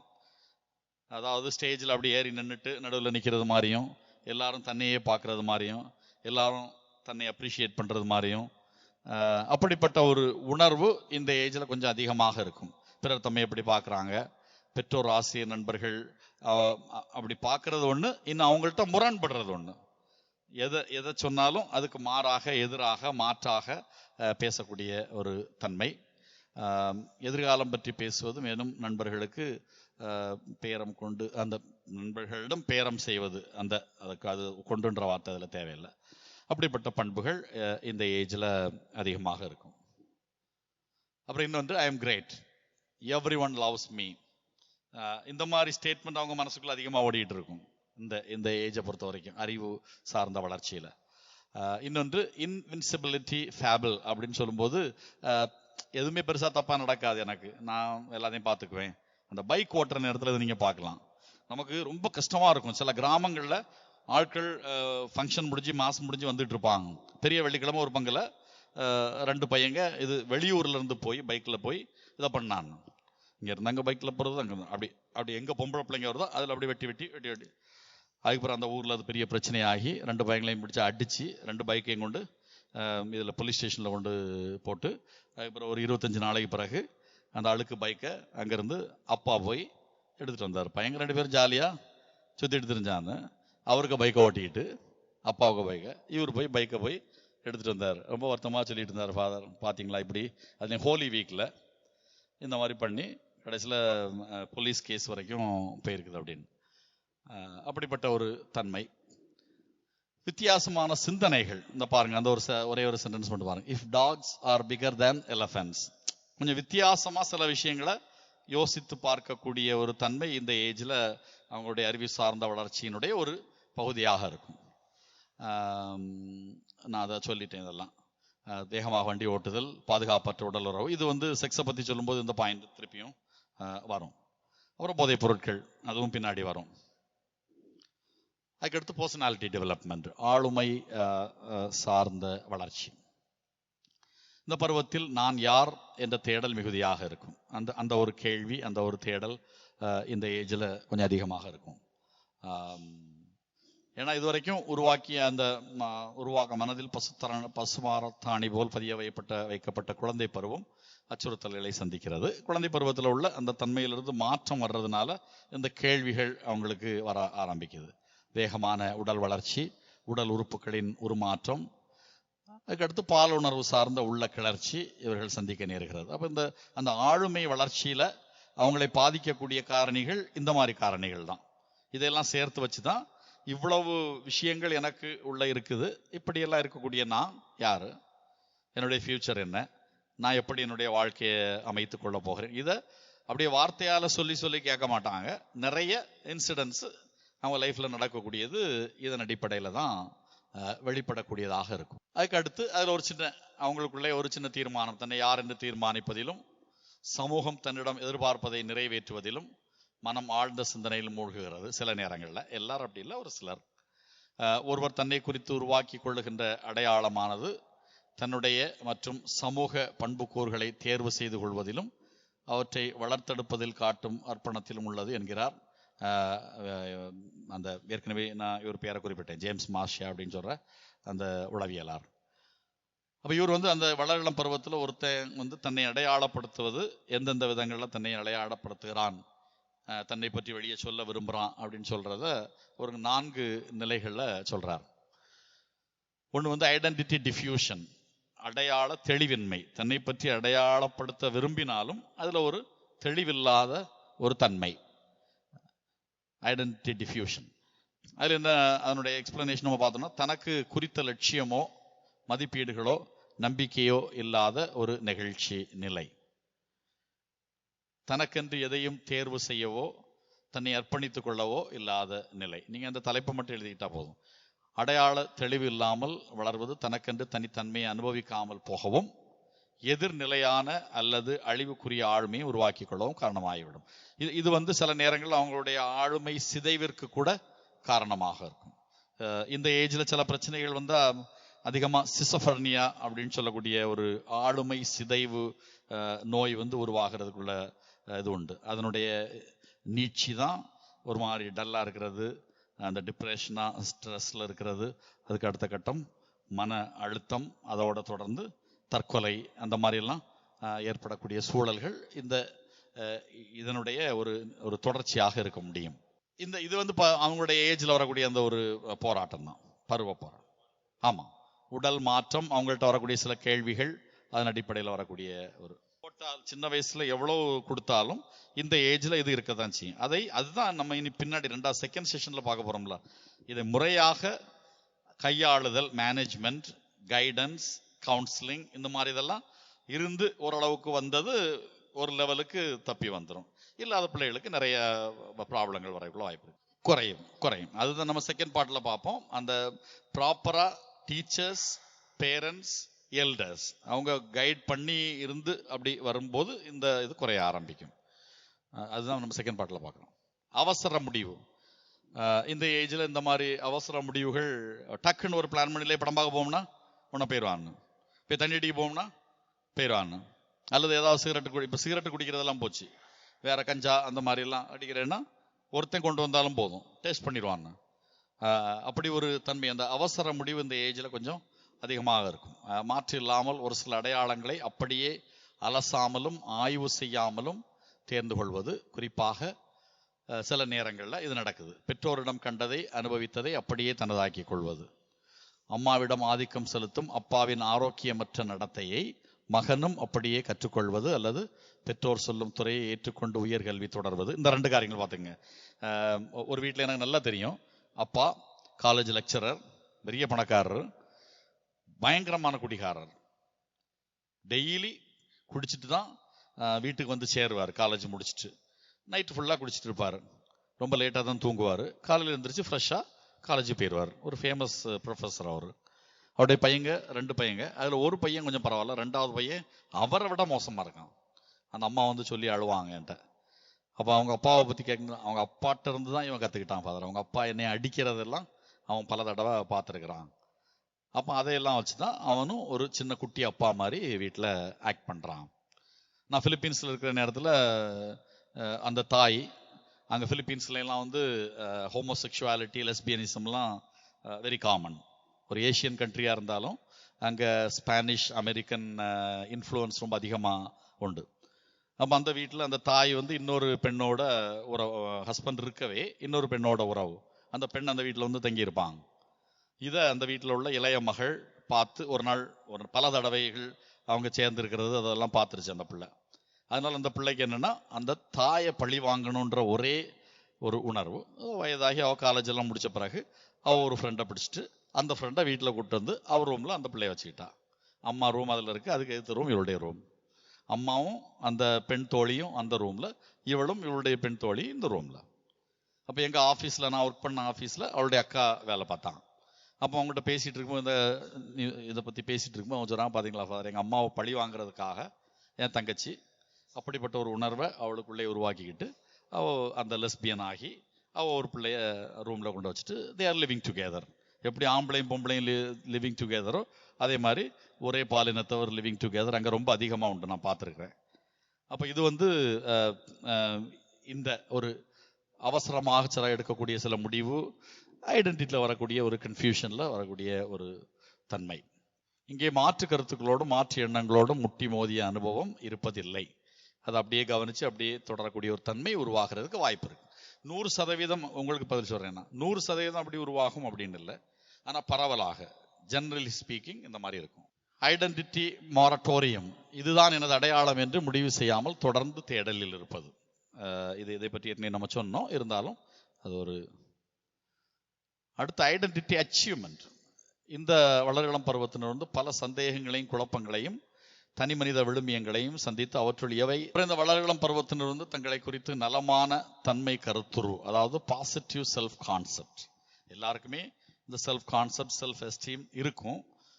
இந்த ஏஜில் கொஞ்சம் அதை அதிகமாக வளர்த்து கொள்றதுக்கு அவர்களிடம் உள்ளூர இருக்கக்கூடிய அந்த ஆர்வத்தை இன்னும் அதிகமாக்குற உதவி செய்ய வேண்டியது பேரண்ட்ஸ் அண்ட் டீச்சர்ஸ். அது பல நேரங்களில் அது நடக்குது, பல நேரங்களில் நடக்காமலும் போகுது. சில குடும்பங்களில் அவங்களுடைய திறமை, அவங்களுடைய உடல் அமைப்பு, உடல் ஆரோக்கியம், அன்பு, குடும்பம், மதிப்பீடுகள் சார்ந்த கருத்துக்களை உருவாக்க வேண்டும். எப்படி சின்ன குழந்தையில நம்ம சில விஷயங்களை உருவாக்குறோமோ அதே மாதிரி இந்த ஏஜில் உருவாக்க வேண்டிய காரியங்கள் பெற்றோர்களும் ஆசிரியர்களும் அதை கட்டாயமாக செய்ய வேண்டும். அடுத்து சோஷியல் டெவலப்மெண்ட். உடல், உணர்வு, அறிவு, ஆளுமை, அப்புறம் சமூகம். சின்ன வயசுல இருந்து சில அனுபவங்களில் கிடைக்கக்கூடிய அந்த எண்ணங்கள், உணர்வுகள், இதன் அடிப்படையில் அந்த மனநிலை அவங்கள்ட்ட இருக்கும், உருவாகி இருக்கும். அது அப்படியே அடுத்து அவங்க ஃப்ரெண்ட்ஸோட பழகி, அந்த ஃப்ரெண்ட்ஸோட சேர்ந்து அவங்களுடைய பேரண்ட்ஸோட பழகி, அவங்கள சுற்றி இருக்கக்கூடிய நண்பர்களோட பழகி அப்படி வர்ற நேரத்தில் கொஞ்சம் அவங்களுடைய உறவு நிலை கொஞ்சம் விரிவடைகிறது. சுருக்கமாக இருக்கக்கூடிய நண்பர்கள்ல இருந்து அடுத்த லெவலுக்கு போகிறாங்க. அதில் அவங்கள சுற்றி இருக்கக்கூடிய சமூகத்தை பற்றி கொஞ்சம் தெரிய ஆரம்பிக்கிறார்கள். இது நம்ம சொல்கிற மாதிரி மனிதன் ஒரு சமூக பிராணி, மற்றவர்களோடு ஏற்படுத்தி கொள்கின்ற உறவில் தன்னையே முழுமையாக கண்டுகொள்கிறான். உறவு வாழ்வில் தான் வாழ்வின் அர்த்தங்கள் உணரப்படுகின்றன. இது நம்ம எல்லாருக்கும் தெரிந்த விஷயங்கள் தான். சரி, ஃபாதர் ஒரு சின்ன ரிமார்க் சொல்கிறாங்க, கொஞ்சம் ஃபாஸ்ட்டாக போகிறேன். மணி 11:15 ஆயிட்டு. இது முதல் பகுதி ஏறக்குறைய முடிந்தது மாதிரி தான். அதாவது திருப்பியோட நான் ஒரு வைண்ட் அப் பண்ணுறேன். வைண்ட் அப் பண்ணிவிட்டு அதுக்கு பிறகு ஒரு சில கேள்விகளுக்கு நம்ம போகலாம். ரெண்டாவது பகுதி கொஞ்சம் ஸ்லோவாகவே போகிறேன் நான். அதாவது நம்ம முதல்ல தொடங்கினது அவங்களுடைய அந்த ஏஜ் குரூப், மனிதனுடைய அந்த வளர்ச்சி பருவத்தில் இது ஒரு முக்கியமான பருவம். அந்த ஏஜில் அவங்களுக்கு வரக்கூடிய பல்வேறு விதமான கேள்விகள், சந்தேகங்கள், அதற்கு பதில் கிடைக்காம அவங்கள்ட்ட இருக்கக்கூடிய சில மன போராட்டங்கள், இதனுடைய தொடர்ச்சியாக இந்த ஏஜ் போகுது. இந்த ஏஜினுடைய நமக்கு வளர்ச்சி கட்டங்கள் அப்படின்னு பார்த்தோம்னா அவங்களுடைய முதல் என்னது, உடல் வளர்ச்சி ஃபிசிக்கல், ரெண்டாவது உணர்வு வளர்ச்சி இமோஷனல், மூன்றாவது அறிவு வளர்ச்சி காக்னிட்டிவ், நாலாவது ஆளுமை சார்ந்த வளர்ச்சி பர்சனாலிட்டி டெவலப்மெண்ட், ஐந்தாவது சமூகம் சார்ந்த வளர்ச்சி. அதில் அவங்களுடைய உறவு வளர்ச்சி எல்லாம் சேர்ந்து வருது. இந்த எல்லாவற்றினுடைய கலவை தான் இந்த அடலசன்ட் அல்லது வளர் இளமை பருவம் அப்படின்னு சொல்லக்கூடியது.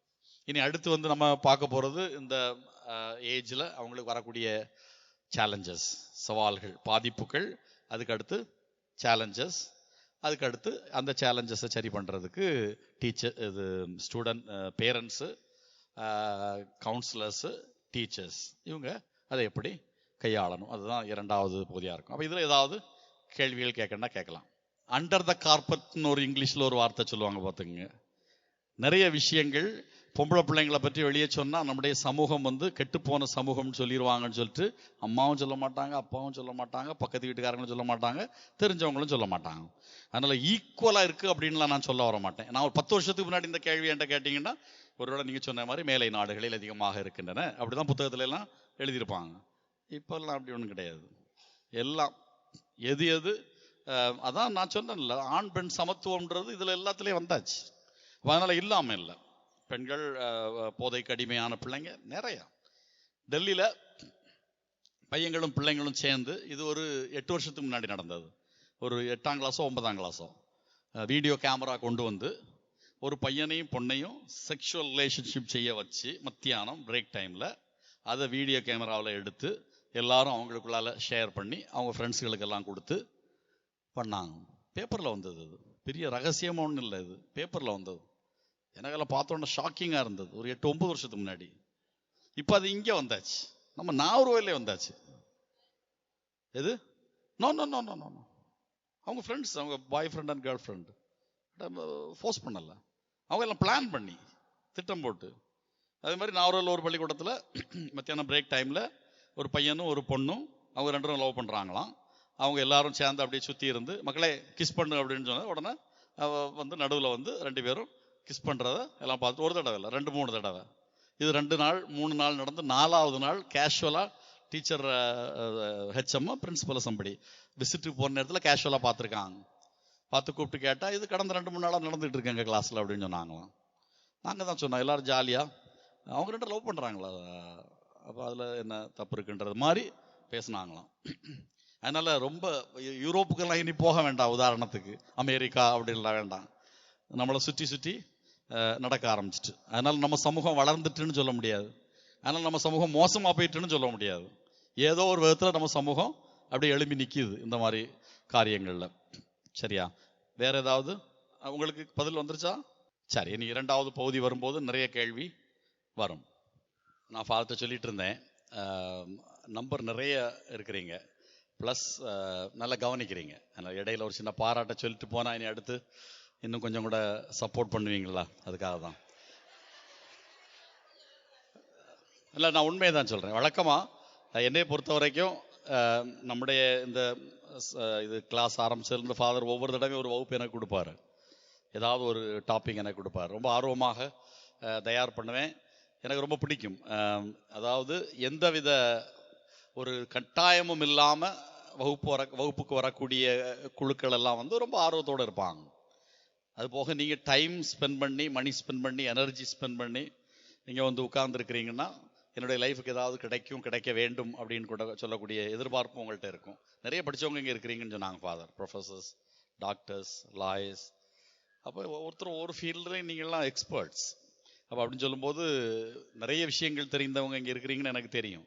இருந்தாலும் என்னத்தை பெருசாக தெரியாத ஒரு சொல்லிட போகிறாரு அப்படின்னு ஒரு மனநிலையில் இருக்கக்கூடியவங்க என் கண்ணில் படலை.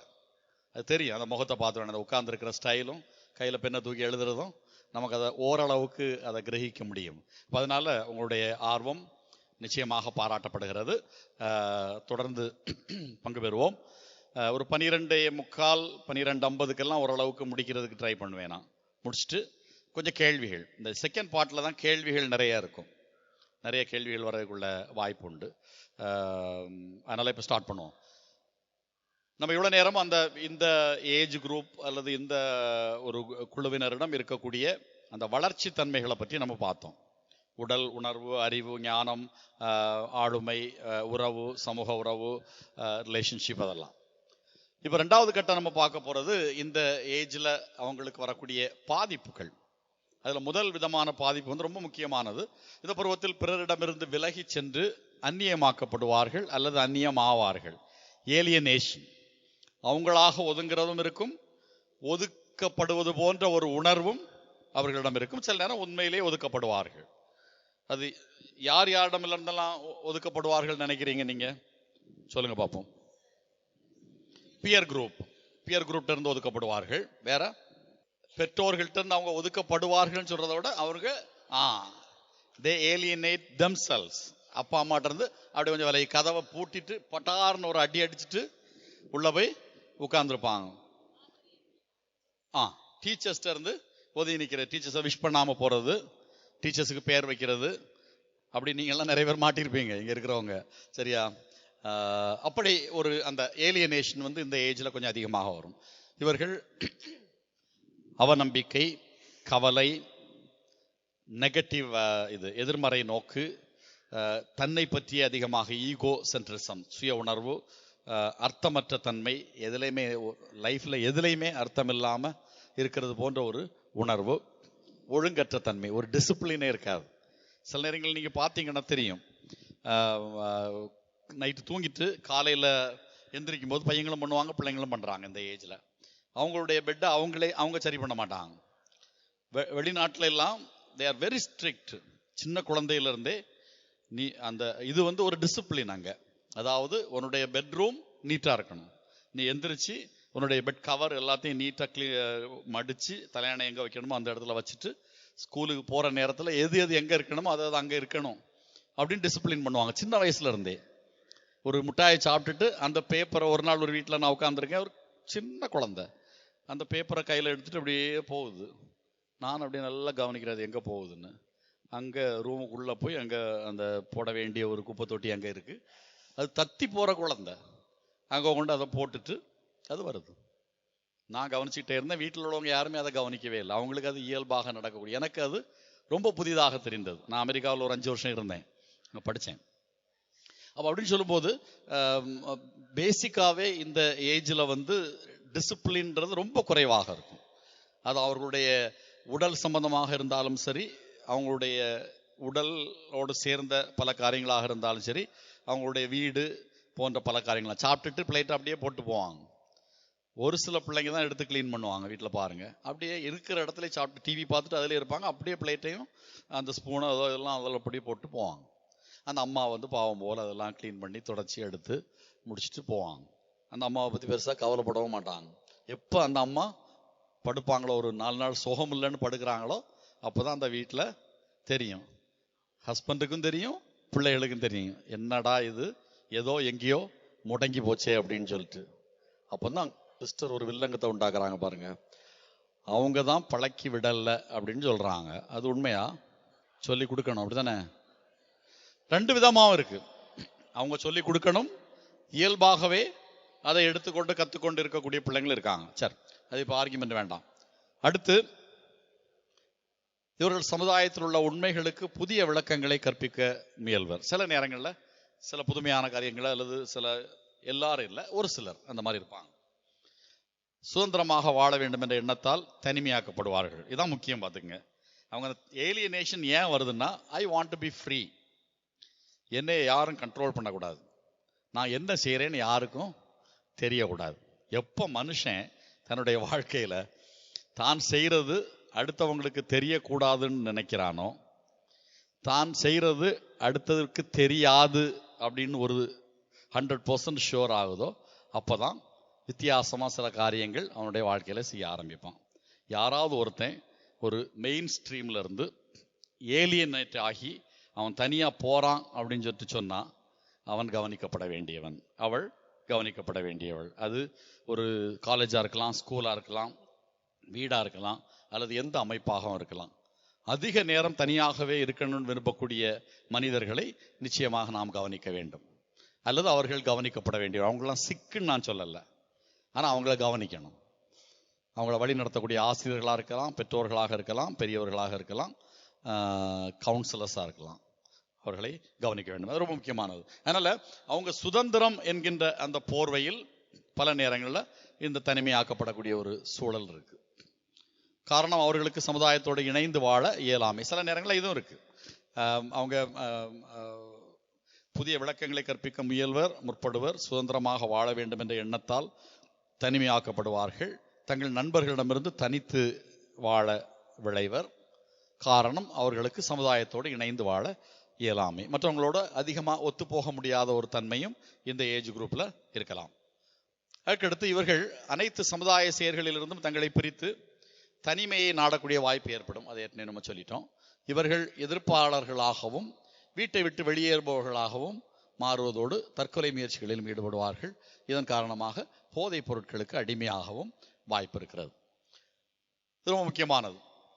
இப்படி ஒரு தன்மை அதிகமாகி போக போக போக அவங்கள்ட்ட கொஞ்சம் எதிர்ப்பு மனநிலை அதிகமாக இருக்கும். எதை சொன்னாலும் எதிர்த்து பேசக்கூடிய தன்மை அதிகமாகும். அப்புறம் வீட்டை விட்டு சில பையங்களாம் நீங்கள் கேள்விப்பட்டிருப்பீங்க, 1 மாதத்துக்கு ஒரு 2 மாதத்துக்கு ஒரு ஓடி போயிடுவாங்க வீட்டை விட்டு. எங்கே போகிறாங்கன்னே தெரியாது. போய் தேடி பிடிச்சி கண்டுபிடிச்சி கூப்பிட்டு வருவாங்க. இந்த ஏஜில் அது அதிகமாக இருக்கும். இளைஞன் ஆன பிறகு அது இருக்காது, சின்ன வயசில் அது இருக்காது. ஏன்னா அவன் சேஃப்டி அண்ட் செக்யூரிட்டியை பற்றி யோசிப்பான். இந்த ஏஜ் சேஃப்டி அண்ட் செக்யூரிட்டியை பற்றி யோசிக்காது. ஒரு அசட்டு தைரியம் அவங்களுக்கு வரும். அப்போ நீங்கள் யாரோ ஒரு ஆள் கேட்டீங்களா, பையங்களுக்கு பிரச்சனை. இப்போ இதில் வந்து ஃபாதர் நெல்சன் அதை லேச ஆரம்பித்தாங்க. போதைப் பொருட்களுக்கு அடிமையாகக்கூடியது பொம்பளை பிள்ளைங்க நிறைய இருக்கிறாங்க. இன்னொன்று,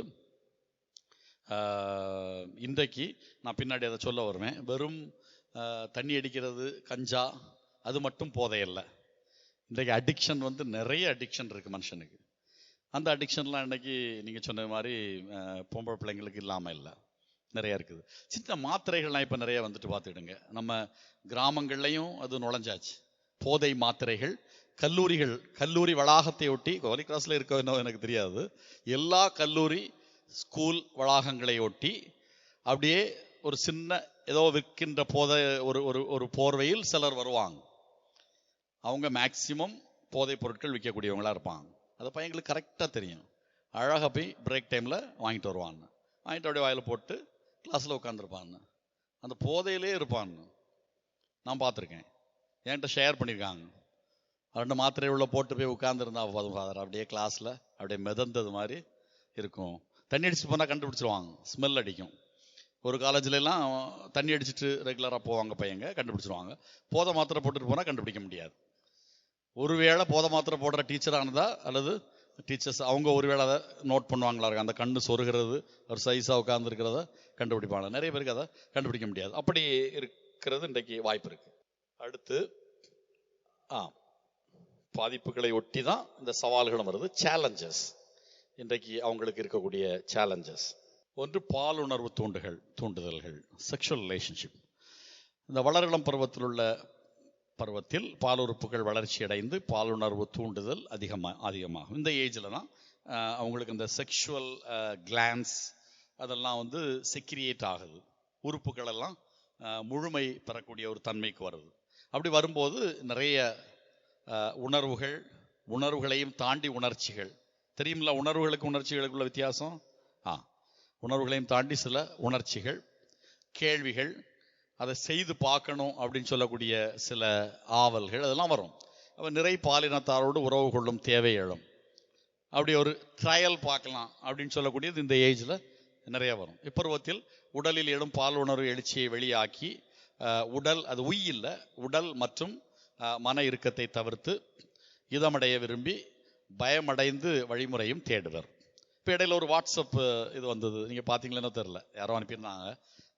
ஒரு 3 பையங்க நின்று சிகரெட் அடிச்சிட்டு இருக்காங்க. சிகரெட்னா கஞ்சா. அதை வச்சு இழுத்து 2 பேர் அந்த பக்கம் நிற்கான. அவனை நிற்கிறது ஒரு பெரிய பாலத்துக்கு கீழே. யூனிஃபார்ம் வந்து ஏதோ ஒரு பெரிய ராயல் ஸ்கூலில் உள்ள யூனிஃபார்ம், அது நீட்டாக போட்டிருக்கான்னு. ஒருத்தன் அங்கே நின்றுட்டு அங்கே பார்த்துட்டு இருக்கான், இங்கே 2 பேர் அடிச்சிட்டு இருக்கான. அவன் வந்து திருப்பி அந்த சிகரெட்டை இவனுக்கு கொடுக்குறான். அவன் வாங்கி குடிச்சிட்டு இவன் போய் அங்கே யாராவது வராங்களான்னு பார்க்குறான். இது எங்கேயோ ஒரு இடத்துல இந்த பையங்க இந்த அடிச்சிட்டு இருக்கிறத யாரோ எடுத்திருக்காங்க. எடுத்து அதை வாட்ஸ்அப், இன்றைக்கு வாட்ஸ்அப் வந்து இந்த எல்லா இந்த செயலிகள் இதெல்லாம் நிறைய வந்ததுனால ப்ரைவசி அப்படின்றது இன்னைக்கு கேள்விக்குறியாயிருச்சு. எதையும் எடுத்து யாருக்கும் அனுப்ப முடியும், எதையும் எடுத்து வியாபாரமாக்க முடியும், எதையும் எடுத்து யாரையும் கேவலப்படுத்த முடியும், எதையும் எடுத்து யாருடைய வாழ்வையும் இல்லாமல் ஆக்க முடியும் அப்படின்ற ஒரு அசிங்கமான ஒரு காலகட்டத்திலேயாக இன்றைக்கு நம்ம இருந்துகிட்டு இருக்கிறோம். உங்களை எனக்கு பிடிக்கலையா, உங்களை நான் எப்படி நாரடிக்கணுமோ அப்படி நாரடிக்க முடியும் என்னால். நீங்கள் ரொம்ப என்னை விட பெரிய ஆளாக இருந்தால் என்னை மடக்க முடியும், இல்லைன்னா என்னை ஒன்றும் செய்ய முடியாது. அப்படி ஒரு சூழல் இன்றைக்கு நிறைய உருவாயிடுச்சு. அதனால் ரொம்ப கவனத்துக்கு உரிய ஒரு சூழல் இன்றைக்கு நமக்கு தேவைப்படுது. குறிப்பாக இந்த செக்ஸ் சம்பந்தப்பட்ட காரியங்கள்ல உடல் மற்றும் மன இறுக்கத்தை தவிர்த்து இதமடைய விரும்பி பயமடைந்து அதற்குரிய வழிமுறைகளை தேடுவார்கள். இன்னொரு தன் பாலுறுப்பை தூண்டி உணர்வூட்டி சுய இன்பம் அடைதல், மாஸ்டர்பேஷன். இந்த வார்த்தை கேள்விப்பட்டிருப்பீங்களா? கேள்விப்படலைன்னா போய் கூகுள் பண்ணி, நான் இப்போ இங்கே விளக்கி எதை சொல்லிட்டு இருக்க முடியாது, தெரிஞ்சவங்களுக்கு தெரியும், கூகுள் பண்ணி வாட் இஸ் மாஸ்டர்பேஷன் அடிங்க. அங்கே உங்களுக்கு தெளிவாக அது பற்றிய விளக்கங்கள் வரும். ஒருவேளை விளக்கம் சரியாக வரலன்னா அடுத்த தடவை கிளாஸுக்கு வரும்போது ஃபார் நெல்சன்ட்ட கேளுங்க. ஏதாவது ஒரு டாக்டர் யாரையாவது வச்சு விளக்கமாக அவர் சொல்லி தருவார். ஓகே, நிச்சயமாக இது நீங்கள் கேள்விப்பட்டிருப்பீங்க. பட் அது எப்படி நடக்கும், எப்படி செய்வாங்க, அதெல்லாம் நீங்கள் இதில் வாசித்துங்க. தன் பாலினத்தாருடன் உடல் அளவில் இணைந்து இன்பம் அனுபவிப்பதும் பொதுவாக பயன்படுத்தப்படும் உத்திகள் ஆகும். இது இந்த ஏஜில் ஹோமோசெக்சுவாலிட்டி, லெஸ்பியனிசம் உருவாகிறதுக்கு வாய்ப்பு இருக்கும். ஏன்னா ஆப்போசிட் செக்ஸோட போய் சுற்றுறதுக்கு, அவங்க ஜாலியாக இருக்கிறதுக்குள்ள வாய்ப்பு குறைவாக இருக்கும், யாராவது கண்டுபிடிச்சிருவாங்க. அப்போ அதனால பையங்களோட பிள்ளைங்களோட இணைந்து அவங்களுக்கு அதில் ஏதாவது சுகம் கிடைக்கக்கூடிய வழிகளை தேடுறதுக்கும் இந்த ஏஜில் முயற்சி செய்வாங்க. அது நடக்குது. வெளிநாடுகளில் மட்டும் இல்லை, இந்தியாவிலையும் தமிழகத்திலையும் குமரி மாவட்டத்திலையும் நடக்குது. ஒரு பள்ளிக்கூடத்தில் எனக்கு இந்த இது கேஸ் என்கிட்ட வந்தது. மதிய நேரத்தில் பிரேக் டைமில் டீச்சர் சூப்பர்வைஸ் பண்ணுறதுக்கு போயிட்டுருக்குறாங்க. ஒரு கிளாஸ் ரூமில் பார்த்தா ஒரு 3 பொம்பளை பிள்ளைங்க உட்காந்துருக்கு. 3 பொம்பளை பிள்ளைங்க உட்காந்து ஒரு பொம்பளை பிள்ளை இன்னொரு பொம்பளை பிள்ளைய கிஸ் பண்ணிட்டு இருக்கு. ஷாக் ஆகிட்டாங்க டீச்சர். இது வரைக்கும் அப்படி பார்த்ததில்லை கிளாஸில். அவங்க லைஃப்லேயே பார்த்துருக்க மாட்டாங்களே என்னோதில்லை. அவங்க அலறி அடிச்சுட்டு போய் இன்னொரு டீச்சரை கூட்டிட்டு என்னத்தையோ நடக்குதுன்னு சொல்லிட்டு கூட்டிட்டு போய் எங்கே பார்த்தா அந்த பிள்ளைங்க கிஸ் பண்ணிட்டு இருக்காங்க. ஒரு 10ஆம் கிளாஸ் பிள்ளை, ஒரு 7ஆம் கிளாஸ் பிள்ளை கிஸ் பண்ணிட்டு கட்டி பிடிச்சிட்டு பண்ணிட்டு இருக்காங்க. அதுக்கு பிறகு அவங்கள கூட்டிட்டு வந்து நியூஸ் எடுத்தா உடனே எனக்கு ஃபோன் பண்ணி சொன்னாங்க. நான் கவுன்சிலிங் ஃபீல்டில் இருக்கிறதுனால எதுவாக இருந்தாலும் உடனே எனக்கு ஃபோன் பண்ணிடுவாங்க. நான் நிறைய ஹெல்ப் பண்ணுவேன். ஒரு 100-150 ஸ்டூடெண்ட்ஸாவது அந்த பேரிஷில் நான் இருக்கும்போது தனியாக மீட் பண்ணியிருப்பேன். அதில் ஒரு 50 பேரையாவது நான் ஓரளவுக்கு, நீங்கள் அந்த கைடன்ஸை பற்றி கேட்டிங்களா, உங்கள்கிட்ட தான் கைடன்ஸை பற்றி நேரமாக கேட்டிங்களா, அவங்கள கைட் பண்ண ஒரு 50-60 பேரையாவது அந்த நேரத்தில் அவங்கள காப்பாற்றி பள்ளிக்கூடத்துலேருந்து வெளியே விட்டுருப்பேன் நான். பையங்களும் சரி பிள்ளைங்களும் சரி. லவ் அஃபேர் மட்டுமல்ல, நிறைய அஃபேர்ஸ், நம்ம நினைக்காத காரியங்கள்லாம் அந்த ஏஜ் குரூப்பில் நடக்குது. பார்த்துங்க, நம்ம நினச்சிக்கிட்டு இருக்கிறோம் எல்லாம் நம்ம தமிழ் சமுதாயம் சுத்தமான சமுதாயம், புறநானூற்று அகநானூற்று சமுதாயம் அப்படின்னு. ஆனால் சில நேரங்களில் ஷாக் ஆகியிருக்கேன். நான்லாம் வெளிநாடுகளில் அமெரிக்காவிலையும் பிலிப்பீன்ஸ்லையும் அங்கே 5 வருஷம் இங்கே 3 வருஷம் இருந்திருக்கேன். நான் ஒரு ஏஷியன் கண்ட்ரி, அது ஒரு அமெரிக்கன் கண்ட்ரி. அங்கே உள்ள இதுக்கு சேலஞ்ச் பண்ணக்கூடிய அளவுக்கு இங்கே இல்லாமல் இல்லை, எஸ்பெஷலி செக்ஸ் மேட்டர்ஸில். அப்போ அப்படின்னு சொல்லும்போது நான் ஒரு நிகழ்ச்சி சொல்லிட்டு இருந்தேனே, மறந்து போச்சு. ஆமாம், அப்போ உடனே டீச்சர் அதுக்கு பிறகு என்கிட்ட வந்து சொன்னாங்க, அவங்க நியூஸ் எடுத்தா அந்த ஸ்கூல்ல ஒரு சிண்டிகேட்டே இருக்கு, ஒரு குரூப்பே இருக்கு. மொத்தம் 12 பேர் அந்த குரூப்ல. எங்கேயோ வெளியே ஹாஸ்டல்ல படிச்ச ஒரு பிள்ளை, அந்த ஹாஸ்டல்ல அவங்க லெஸ்பியனிசம் இருந்திருக்கு. அந்த இதை அப்படியே கொண்டு வந்து இங்கே கொண்டு வந்து அந்த லெஸ்பியன்ஸ் அண்ட் ஹோமோசெக்சுவல்ஸ் வந்து எல்லாத்தையும் போய் பேசிட்டு அந்த மாதிரி இருக்க மாட்டாங்க. பார்த்துங்க, ஒரு குரூப்ல ஒரு 10 பேர் இருக்காங்கன்னா அப்படியே பார்த்தாங்கன்னா இதெல்லாம் எனக்கு எப்படி தெரியும்னு கேட்க போறீங்களா? ஏன்னா நான் பிலிப்பீன்ஸ்ல இருக்கும்போது இது சம்பந்தமா நிறைய ஸ்டடி பண்ணேன். இந்த குரூப்ல உள்ளவங்கள நிறைய பேர் மீட் பண்ணியிருக்கிறேன். அந்த ஒரு காலேஜில் ஒரு 100 பேர் பார்த்தேன்னா அந்த 100 பேர்ல ஒரு 25 பேராவது லெஸ்பியன்ஸ் இருப்பாங்க, ஹோமோசெக்சுவல்ஸ் இருப்பாங்க. அங்கே ரொம்ப அதிகம் பிலிப்பீன்ஸ்ல. நிறைய நான் பார்த்த கண்ட்ரியில் எனக்கு தெரிஞ்ச அளவுக்கு பிலிப்பீன்ஸ் வந்து இந்த விஷயத்தில் இட்ஸ் வெரி வெரி பேட். நிறைய துணிஞ்சு ட்ரெயின்ல எல்லாம் நம்ம போகும்போது பப்ளிக்கா பையங்க கிஸ் பண்ணிக்கிட்டு ஹெட் கட்டி பிடிச்சிட்டு பையங்களும் பிள்ளைங்களும் அப்படி இருப்பாங்க. தொடக்கத்தில் சிரிப்பு வரும் எனக்கெல்லாம். அப்புறம் பார்த்தா நம்ம பக்கத்தில் நிற்கிறவங்கலாம் கண்டுக்கல. பிறகு நமக்கு okay, this is accepted in this society அப்படின்னு சொல்லிட்டு எடுத்துக்கிட்டேன், அவ்வளோதான். அமெரிக்காவில் கூட அப்படி கிடையாது. அங்கே டிசிப்ளின்டு கம்யூனிட்டி. எங்கே அதுக்கு நெய்பர்ஹுட்டே இருக்கும். Homosexual neighbourhood, lesbians neighbourhood. அங்கே ஃபுல்லாக லெஸ்பியன்ஸ் இருப்பாங்க அந்த ஸ்ட்ரீட்டில் ஃபுல்லாக. இந்த ஸ்ட்ரீட்டில் போனீங்கன்னா இந்த ஸ்ட்ரீட் ஃபுல்லாக ஹோமோசெக்சுவல்ஸ் இருப்பாங்க. தே ஆர் லைசன்ஸ்டு அண்டு எல்லாம் செக் பண்ணி எய்ட்ஸ் செக்அப் அதெல்லாம் பண்ணி எடுத்து சேர்ந்து வாழ்கிறதுக்கு கவர்மெண்ட்டே அவங்கள ஓகே பண்ணியிருக்குது. அப்படி ஸ்பெயின்ல எல்லாம் சர்வசாதாரணம் அது. அப்போ இந்த இது ஆமாம் பேச்சியன்ட்ட வந்தோடனே கண்டுபிடிச்சி டீச்சர் சிஸ்டர்களாக சொல்கிறாங்க. அந்த 12 பிள்ளைங்களையும் கூப்பிட்டு ஆஃபீஸில் உட்கார வச்சு டீச்சர் அவங்கள்ட்ட கேட்ட நேரத்தில் அந்த பிள்ளைங்க சொல்லுது, அப்படி இந்த அக்கா மாதிரி தான் எங்களுக்கு சொல்லி தந்தாங்க என்ன செய்யணும்னு. அந்த அக்கா சொல்லி தந்தது மாதிரி நாங்கள் செய்தோம் அப்படின்னு. அந்த 3 பிள்ளைங்களும் சேர்ந்து இந்த மீதி இருந்த 9 பிள்ளைங்களையும் பொல்யூட் பண்ணியிருக்காங்க. அவங்களுக்கு எல்லாம் சொல்லி கொடுத்து அவங்க மாறி மாறி இன்னும் அடுத்தவங்கள்ட்ட இது கொஞ்சம் கவனிக்காம விட்டுருந்தோன்னு வச்சுக்கிடுங்க, அந்த ஊருக்குள்ளால இது இளையோடி இருக்கும். இது ஈஸியா சுலபமா உள்ள போயிருக்கு. அது ஒரு கிராமம், பெரிய கிராமம். அது கடவுளுடைய புண்ணியத்தில் அந்த நேரத்தில் அதை நாங்கள் காப்பாற்றினோம். இல்லைன்னா கட்டாயப்படுத்தி இந்த பழக்கத்தை அந்த கிராமத்துக்குள்ளால ஏற்படுத்தி விட்டுருப்பாங்க. கிராமங்களில் இல்லாமல் இல்லை, எனக்கெல்லாம் நிறைய கேஸ் வந்திருக்குது கவுன்சிலிங்கில். ஆனால் அதுக்கு பிறகு அந்த பிள்ளைங்களை கொஞ்சம் கொஞ்சமாக அந்த டீச்சர் உட்கார வச்சு பேசி, இப்போ நான் உள்ளே போனால் அந்த பிள்ளைங்க பயந்துரும்.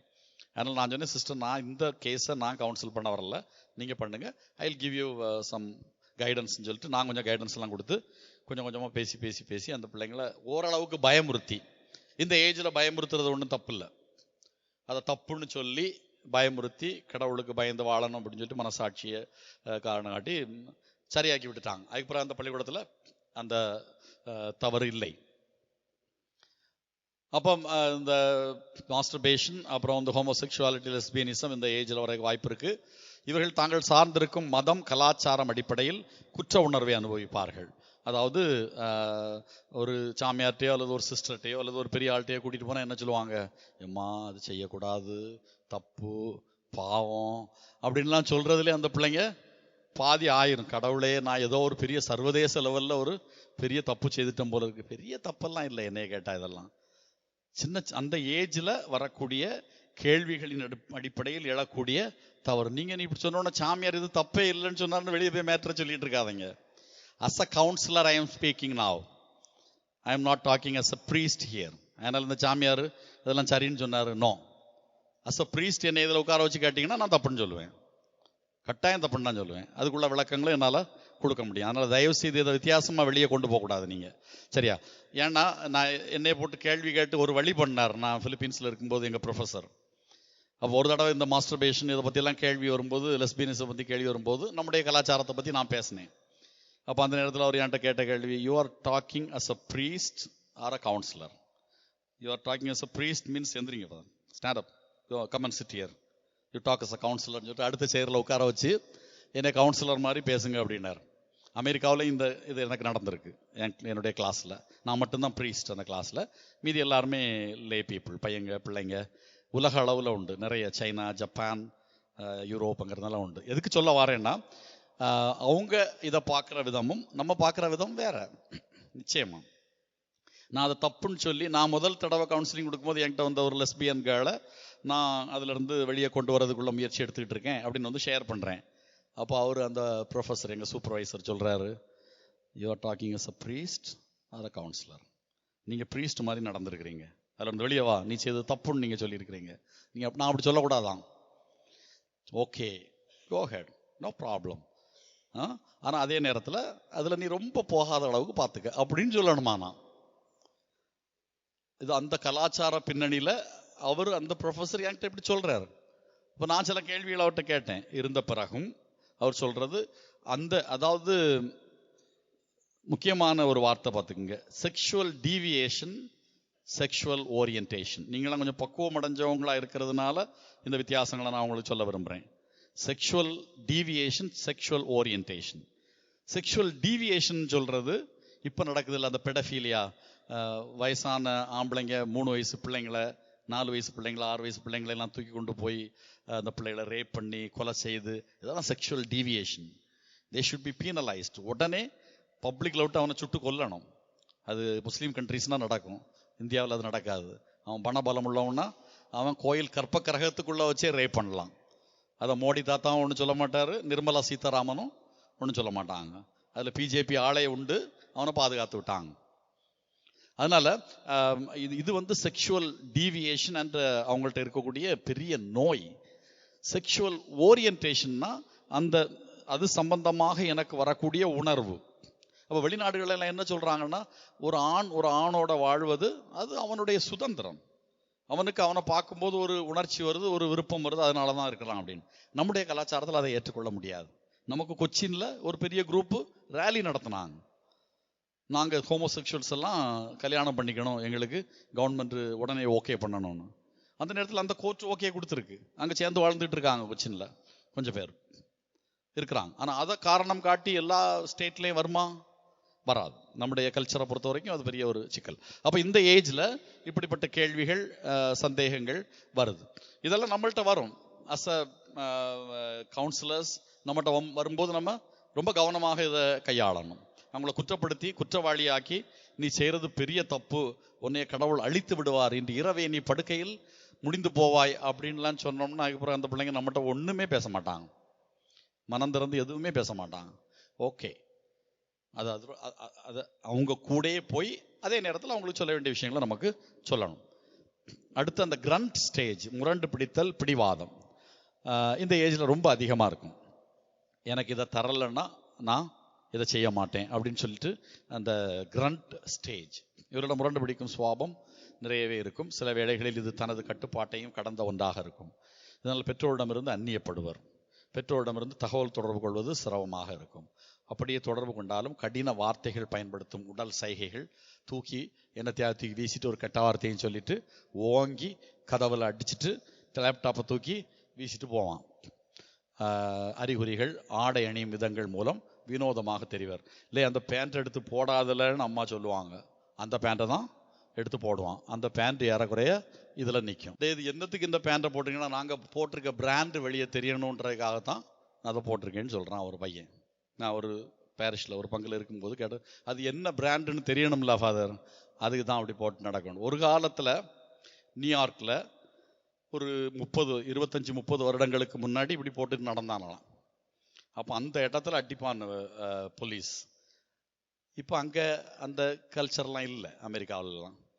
அவன் அதை தூக்கி போட்டதை இப்போ எடுத்துட்டு நம்ம பையங்க அந்த ஒரு ஜீன்ஸ் அந்த பேண்ட் அவனை போடாமல் கூட இருக்கலாம் பார்த்துங்க. நான் சில நேரம்லாம் பையன்கிட்ட கூப்பிட்டே சொல்லியிருக்கேன், இல்லை இந்த பேண்ட்டை போடாமல் நீ சட்டையை கொஞ்சம் நீளமாக போட்டுட்டு போ.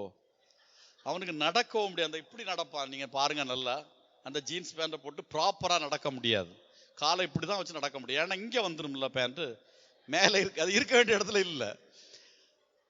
அப்போ இந்த அதிகமாக இந்த ஏஜ்ல பார்க்கலாம். யூத்து இருக்காது, இப்படி 25 வயசுக்கு மேலே இருக்காது. இப்படி இருந்ததுன்னா அவனுக்கு பொண்ணு கிடைக்காது. ஆமாம், இந்த ஏஜ்ல அதை பற்றி எல்லாம் கவலையே இல்லை அவனுக்கு. எங்கள் அம்மா அப்பா எனக்கு சாப்பாடு போடுறாங்க, எனக்கு தேவையானதை வாங்கி தராங்க, ஸோ நான் என்ன வேணாலும் எப்படி வேணாலும் செய்வேன். அவன் இன்டர்நெட்டில் பார்க்கானோ அல்லது ஏதோ டிவியில் பார்த்தானோ சினிமாவில் பார்த்தானோ கேள்விப்பட்டானோ ஏதோ ஒரு கிறுக்கு பயவுள்ள எங்கேருந்தோ அதை கொண்டு வந்து அவன் எங்கேயோ கல்ஃபுக்கு போனவன் அங்கேருந்து அதை கொண்டு வந்து லேசாக காட்டி விட்டுருப்பான். எல்லா பையங்களும் அந்த ஸ்டைலை அப்படியே ஆரம்பித்து அது ஒரு ஃபேஷன். அப்போ அதனால் அந்த ட்ரெஸ்ஸிங் வந்து இந்த ஏஜில் ரொம்ப கடுமையாக இருக்கும். பையங்களும் சரி பிள்ளைங்களும் சரி. பிள்ளைங்களும் இன்றைக்கு ஒன்றும் பையங்களுக்கு சளைத்தவர்கள் அல்ல. அவங்களும் ஜீன்ஸ் பேண்ட்டு, வீட்டுக்கு போட வேண்டிய அதுக்கு பேர்னது லெக்கின்ஸ் வீட்டில் உட்காந்துட்டு ரிலாக்ஸ் பண்ணிட்டு இருக்கிறதுக்காக வெளிநாட்டுக்காரன் அவன் கண்டுபிடிச்சது. எக்ஸசைஸ் பண்ணுறதுக்கு ஏரோபிக்ஸுக்கு உள்ளது. அதை இன்னைக்கு எல்லாம் போட்டு கோயிலில் வந்து வாசம் வாசிட்டு நிற்குது, காணிக்கை போனியில் வருது, நன்மெடுக்க வருது. இதெல்லாம் நான் தப்புன்னு சொல்ல வரவே இல்லை. அவங்கவுங்க சுதந்திரம். என்ன ஜாமியா இருக்குது என்ன இதெல்லாம். ஒரு நாள் நான் இப்படி ஏதோ ஒரு ட்ரெஸ்ஸிங் இதை பற்றி நான் சொன்னேன், உங்களுக்கு இதெல்லாம் பார்க்குற வேலையா கோயிலில்? அந்த பிள்ளைங்க கேட்குது என்கிட்ட, எங்கள் அப்பா அம்மா பார்த்துக்கிடுவாங்க அப்படின்னு. நான் என்ன மரியாதையாக பேசணும், உங்கள் அப்பா அம்மா வீட்டில் பார்ப்பாங்க ஒன்று. You are coming to the church, எல்லாருக்கும் மத்தியில் நீ வார, மத்தியில் வந்து நீ ஒரு விஷயத்தை வாசிக்க எழும்புறன்னா அதுக்குன்னு உள்ள ப்ராப்பர் அட்டையர், அதுக்குள்ள ட்ரெஸ் கோடு உண்டு. அந்த ட்ரெஸ் கோடு இல்லைன்னா நீ கோயிலுக்குள்ளே ஏற முடியாது. Get out of the church அப்படின்னு நான் சொல்ல முடியும் அப்படின்னு வாய முடிட்டு இருந்தது. அதனால அந்தந்த இடத்திற்குரிய மரியாதையை கட்டாயம். ஒரு கெட்ட வார்த்தை போட்டுட்டு ஒரு பனியன் போட்டுட்டு ஒரு 10 பையங்க வந்தான்னு நான் அமெரிக்காவில் இருக்கும்போது அந்த பங்கில் ஒரு அடக்கத்துக்கு, அந்த வார்த்தையை நான் சொல்ல விரும்பல, ஒரு பிளாக் கலர் பனியனில் ஒயிட் கலர் வார்த்தை, கெட்ட வார்த்தை அது, நமக்கு இங்கே பச்சையாக சொல்லக்கூடிய வார்த்தை அது. அவனை 10 பேர் தான் பெட்டி தூக்கிட்டு வரான்னு. அவனை பெட்டி தூக்கிட்டு வந்து பெட்டியை கீழே வச்ச உடனே get out of my church அப்படின்னு சொன்னார் அந்த ஃபாதர். ஏன்னா அந்த ப்ராப்பர்ட்டி அவருக்கு சொந்தமானது, அந்த இடம். Get out of my property அப்படின்னு. ஒய் ஃபாதர் அப்படின்னு இடம் இப்படி காட்டினார். அதில் பின்னாடி எழுதியிருக்கு அந்த வார்த்தை, பாடா வெளியே அப்படின்னு. 6 பெரிய பெரிய ஆட்கள், அவங்க பெரிய இது மாதிரி இருந்தான், அவனு ஜாம்பவான் மாதிரி இருந்தான். 6 பேரும் வெளியே போனான். மாஸ் முடிகிற வரைக்கும் அந்த ப்ராப்பர்ட்டியை விட்டு வெளியே போய் நின்னான். இல்லைன்னா போலீஸை கூடுவாங்க, உடனே அரெஸ்ட் பண்ணுவாங்க. அப்போ எனக்கு அது ஆச்சரியமா இருந்தது. அதனால சில விஷயங்கள் எங்கே எதை செய்யணுமோ அங்கே செய்யணும், இல்லைன்னா அதுக்குள்ள தண்டனையை கட்டாயம் வாங்கி ஆகணும். ஆனால் இந்த ஏஜில் அது கொஞ்சம் கஷ்டம்தான். தண்டனையை பற்றியும் அவங்க கவலைப்பட மாட்டாங்க. இவரிடம் தனித்துவத்தை நிலைநாட்டும் வேட்கை இருப்பதால் பெரியவர்கள் பெற்றோர் ஆகியவரிடமிருந்து விலகி செல்வதை பார்க்க முடியும். இது இவர்களின் தகவல் பரிமாற்றத்தில் உள்ள திறமை குறைபாடு அல்ல, மாறாக பெற்றோர், பெரியோர் மற்றும் ஆசிரியர் இவர்களை புரிந்து கொள்ள இயலாமை ஆகும். அவங்க ஃபீல்டில், அதாவது அவங்க ஷூஸ்ல போய் காலை வச்சுட்டு இவனால நிற்க முடியல, இவனுடைய ஷூஸுக்குள்ளால தான் நிற்க விரும்புகிறான். அதனால அவன் அங்க என்ன சிந்திப்பாங்க அப்படின்றத பத்தி நினைத்து பார்க்க முடியாது. அதனால இந்த ஏஜ்ல இவங்க இப்படித்தான் இருப்பாங்க அப்படின்னு சொல்லிட்டு விட்டுறலாமா? விட முடியாது. அதைத்தான் நம்ம இனி அடுத்து பார்க்க போறோம். இது ஏற்கனவே சொன்ன பாயிண்ட் தான். முழுமையாக தனிமைப்பட்டு நிற்பார்கள். குற்றச் செயல்கள், நிறைய தப்பு செய்ய ஆரம்பிப்பாங்க இந்த ஏஜ்ல. அவங்க ட்ரெஸ்ஸிங் இது மட்டும் இல்லை, முடி அலங்காரம் மட்டும் இல்லை, நடை மட்டும் இல்லை, வண்டி ஓட்டுறது மட்டும் இல்லை, நிறைய தப்பு பண்ணுவாங்க. சட்டம் ஒழுங்கை மீறுவது, ரெட் லைட் போட்ட பிறகு ஏறி போகிறது இந்த ஏஜ் குரூப் தான் அதிகமாக இருக்கும். ஒரு நாள் கலெக்டரேட்டுக்கு முன்னாடி ரெட் லைட் விழுந்தாச்சு, 2 பையங்க பைக்கில் போகிறான்னு, போலீஸ் அங்கே நின்றுட்டு இல்லை பச்சை கெட்ட வார்த்தை பேசுகிறான் போலீஸ். நம்ம நாட்டில் தான் இப்படி கெட்ட வார்த்தை பேசுகிறத பார்த்துங்க போலீஸ். உலகத்தில் எங்கேயும் கெட்ட வார்த்தை பேச மாட்டாங்க. ஆட்களும் போலீஸை மதிப்பாங்க. சார் சார்ன்னு தான் பேசுவான் வெளிநாட்டில எல்லாம். இவனும் சார் மேடம் அப்படின்னு தான் சொல்லுவான் போலீஸ். இங்கே தான் பச்சை கெட்ட வார்த்தை போட்டு அந்த பையனை கெட்ட வார்த்தை போட்டு ஏசுறான் இந்த போலீஸ். ஏசிட்டு அந்த லத்தி கம்பை தூக்கி வீசுறான். அவன் அதுக்குள்ளால எங்கேயோ போயாச்சு. அப்போ அந்த பக்கத்தில் நான் பைக்கில் அதில் நின்றுது, எனக்கு மனசுக்குள்ள சிரிப்பாக வந்தது. அதாவது அவனை தப்பு பண்ணவனை பிடிக்கிறதுக்குள்ள சிஸ்டம் நமக்கு இல்லை. இந்த மேன்மை தங்கிய ரஜினிகாந்த் சொன்னது மாதிரி சிஸ்டம் சரியில்லை. அவனை எப்படி விரட்டி பிடிக்கிறது, கையில் ஒரு லேசர் கன்னை வச்சு அவனை ஸ்பாட் பண்ணுறது, அல்லது இம்மீடியட்டாக மெசேஜ் கொடுத்து அடுத்த சிக்னலில் அவனை பிடிக்கிறது, அல்லது வேகமாக அவனை பிடிக்கிற ஒரு ஃபெசிலிட்டி கையில் கிடையாது. ஒரு தொப்பியையும் கொடுத்து ஒரு பழைய ஷூவையும் கொடுத்து அதில் நின்றுட்டு இப்படி காட்டுறது. இப்போ நான் வரும்போது நம்ம கலெக்டரேட்டிட்ட அதான் நடக்குது. இப்படி சொல்கிறது இதுக்கு மட்டுமா நமக்கு போலீஸு? அது பார்க்கும்போது கேவலத்துக்குரியது. அன்னைக்கு அவன் பச்சை கெட்ட வார்த்தை போடுறான், அந்த பையங்க பைக்கில் போயிட்டே இருக்காங்க, அது தொடர்ந்து ஒரு ஆட்டோ போகுது. டிசிப்ளின் ரொம்ப குறைவாக இருக்கும்.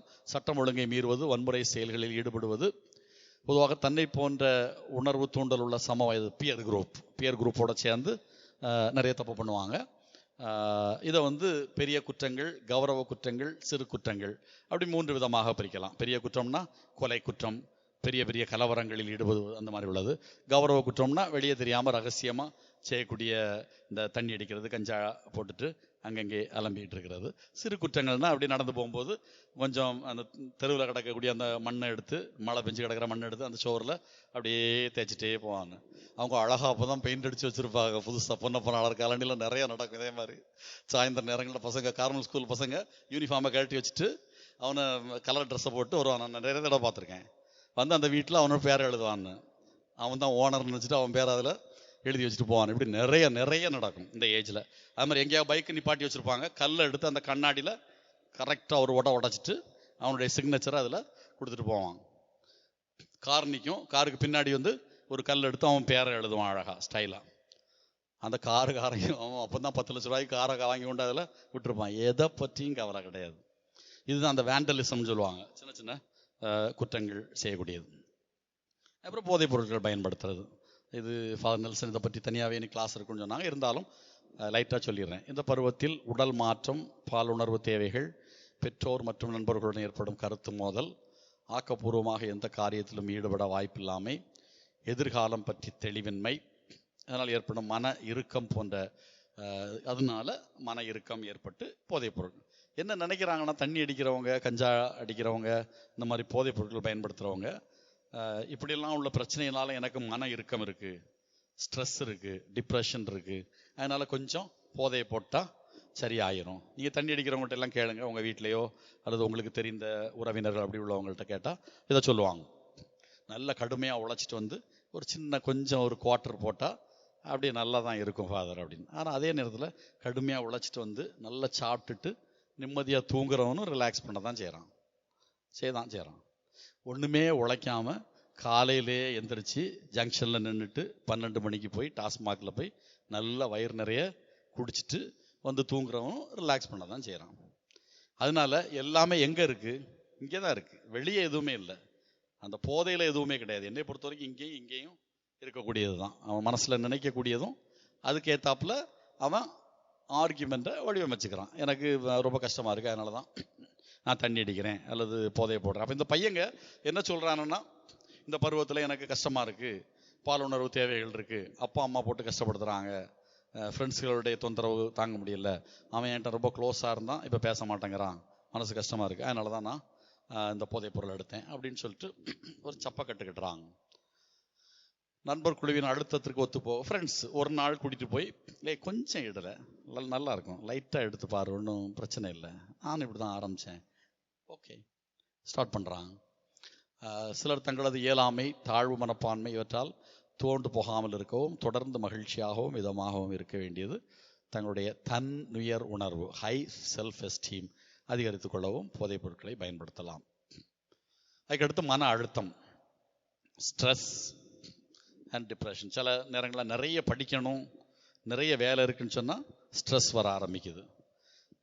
வீட்டில் தேவையில்லாமல் அப்பா அம்மா போட்டு ஏசிட்டு கிடக்கிறாங்க அப்படின்னு சொன்னோன்னா ஸ்ட்ரெஸ் வர ஆரம்பிக்குது. அந்த ஸ்ட்ரெஸ் அண்ட் டிப்ரெஷன் அவங்களுக்கு இந்த ஏஜில் வருது. அதில் பாருங்கள், பெற்றோர்களின் எதிர்பார்ப்பு கலந்த வார்த்தைகள், ஒழுங்காக நடத்துங்கள் இல்லை, ஒழுங்காக நடந்துக்க, மரியாதையாக இருந்துக்க, இல்லைன்னா அப்படின்னு சொல்கிறது அவங்கள பாதிக்கும் அப்படின்றது. ரெண்டாவது, நீ இன்னும் சின்ன பிள்ளையா, இந்த வார்த்தையை அடிக்கடி சொல்லுவாங்க. நீ இன்னும் சின்ன குழந்தையால இப்படி செய்துட்டு அடக்க, மண்டையில் விவரம் கிடையாதா, இந்த வார்த்தைகள்லாம் சிம்பிளாக சொல்கிறான். எங்கேயா போய் விழுந்து சாக வேண்டியதான் இல்லை, அம்மாவே சொல்லுவாங்க. அது விளையாட்டுக்கு சொல்கிறது மாதிரி இருந்தால் விளையாட்டு மாதிரியே போயிடும். சில நேரங்களில் அதை அவன் மெடிடேட் பண்ண ஆரம்பிச்சிட்டான்னு வைங்க, அல்லது அவள் மெடிடேட் பண்ண ஆரம்பிச்சிட்டான்னா சிக்கல் தான். பையங்க வெளியே எங்கேயாவது போய் வித்தைகளை காட்டிட்டு வருவாங்க, பிள்ளைங்க ரூமுக்குள்ளே இருந்துக்கிட்டே என்ன செய்வாங்க சொல்லுங்கள்? காலேஜ் ஸ்டூடெண்ட்ஸு ரூமுக்குள்ளே இருந்துக்கிட்டே கேம்பஸ் எடுத்து கையில் ஒரு கிளி, இதெல்லாம் ரெகக்னிஷன் காக. என்னை நீ இப்படி சொன்னில்ல, வா என்னைய தூக்கு, ஹாஸ்பிட்டலுக்கு கொண்டு போ, சரியாக்கு, ஒரு 10,000 ரூபா 20,000 செலவாக்கு, அல்லது கையில் கத்தி எடுத்து வச்சுட்டு. ஒரு பிள்ளை இப்போ ரீசெண்டாக என்கிட்ட வந்த கவுன்சிலிங் இது, அப்பா அம்மா மகள் பிரச்சனை. அப்பா அந்த பிள்ளைகிட்ட செல்ஃபோன் அதிகமாக யூஸ் பண்ணக்கூடாதுன்னு சொல்கிறாரு, அம்மாவும் சொல்கிறாங்க, மாறி மாறி சண்டை வருது. கையில் கத்தியை எடுத்து வச்சுட்டு அந்த பிள்ளை நிற்கிது 2 பேருக்கு நடுவில். இனி ஏதாவது பேசினேன்னா கிழிச்சிருவேன், கையை கிழிச்சிருவேன், என் பக்கத்தில் வந்தேன்னா ஒன்னையே குத்துவேன். ஒரு காலேஜ் ஸ்டூடெண்ட் சொன்னது. ஆனால் இப்படி சொன்னது மட்டும் இல்லை, இப்படி செய்ததாகவும் என்கிட்ட கவுன்சிலிங் வந்திருக்கிறாங்க. அப்போ அதனால் தங்களையே காயப்படுத்துறதுக்கும் அவங்க கவலைப்படுறதில்லை. அதனால் இந்த இந்த மரியாதையாக இருந்துக்க, சின்ன பிள்ளையா இப்படியே செய்துட்டு இருந்தேன்னா அப்படி பண்ணி போடுவேன், இப்படி பண்ணி போடுவேன், உன்னை இப்போ காலேஜுக்கு அனுப்ப மாட்டேன், இந்த ட்ரெஸ் வாங்கி தர மாட்டேன் அப்படின்னு சொல்லும்போது அதில் ஏற்படக்கூடிய மன அழுத்தங்கள் அவங்கள பல விதங்களில் ரியாக்ட் பண்ணுறதுக்கு வைக்குது. அடுத்து, ஹார்மோன்களுடைய செயல்பாட்டால் உடல் தன் இயல்பில் ஏற்படுத்தும் மாற்றங்களாலும் பாலுணர்வு சார்ந்த கவர்ச்சிகளாலும் மன அழுத்தங்களும் மன உளைச்சலும் ஏற்படுகிறது. மன அழுத்தத்தினுடைய தொடர்ச்சியாக அல்லது நீட்சியாக தாழ்வு மனம், இன்ஃபீரியாரிட்டி காம்ப்ளெக்ஸ், இதனுடைய அடுத்த கட்டம் தற்கொலைக்கு தூண்டும் உணர்வாகவும் இருக்கலாம். எல்லாரும் இல்லை, சில சூழ்நிலைகளில் தற்கொலை செய்கிறதுக்குள்ள வாய்ப்பு இருக்குது. ஒரு பிள்ளை சிஸ்டராக போயிட்டு வெளியே வந்துருச்சு, வெளியே வந்து அதுக்கு பிறகு அது மனசில் வருத்தத்தை ஏற்படுத்தி டிப்ரெஷன் ஆகி சிசோஃபெர்னியா ஆகி, அதுக்கு ஒரு தெரிஞ்ச ஒரு ஃபாதர்கிட்ட நான் கவுன்சிலிங் அனுப்பி, அந்த ஃபாதர் சொன்னது அவங்க அம்மாட்ட கொஞ்சம் கவனமாக வச்சுக்கோங்க, சுயசைடல் டெண்டன்சி இருக்குது அப்படின்னு சொல்லிட்டு. அந்த அம்மா அதை சரியாக கவனிக்கலை. அவங்க ஒரு கல்யாணத்துக்கு போனாங்க, அப்பா வீட்டுக்கு முன்னாடி உட்காந்துருந்தார், அண்ணன் வீட்டுக்கு பின்பக்கத்தில் உட்காந்துருந்து ஏதோ பண்ணிகிட்டு இருந்தான். அது ரூமுக்குள்ளே போய் மண்ணெண்ணெய் எடுத்து அப்படியே ஊற்றி தீ கொளுத்தி பாதி எரியும் போது சத்தம் போட்டது. ஹாஸ்பிட்டலில் வந்து அட்மிட் பண்ணாங்க, கவர்மெண்ட் ஹாஸ்பிட்டலில். அப்போ அந்த பிள்ளை என் பேரை சொல்லியிருக்கு, ஃபாதரை கூப்பிடுங்க, ஃபாதர்கிட்ட ஃபாதர் எனக்கு ப்ரேயர் பண்ணணும் அப்படின்னு. பொடிசாக இருக்கும்போது என்கிட்ட ரொம்ப பாசமாக இருக்கும் அது. அப்போ நான் போய் ப்ரேயர் பண்ணும்போது கேட்டேன், ஏன் இப்படி பண்ணுனேன் அப்படின்னு. ஒரு பேர் சொல்லிச்சு அந்த பிள்ளை. அந்த கவுன்சிலிங் ப்ராசஸில் நான் இருந்ததுனால அந்த பேர் யாருன்னு எனக்கு தெரியும். அப்போ தான் நான் மனசுல புரிஞ்சுக்கிட்டேன், இந்த காரணத்தினால தான் இந்த பிள்ளை சூசைட் பண்ணேன். அன்றைக்கு மத்தியானம் இறந்து போச்சு. நான் யார்கிட்டையும் சொல்லலை, நான் எங்கேயும் பேரை சொல்லலை. அந்த பேர் கேட்டோடனே எனக்கு புரிஞ்சது இதுதான் காரணம் அப்படின்னு.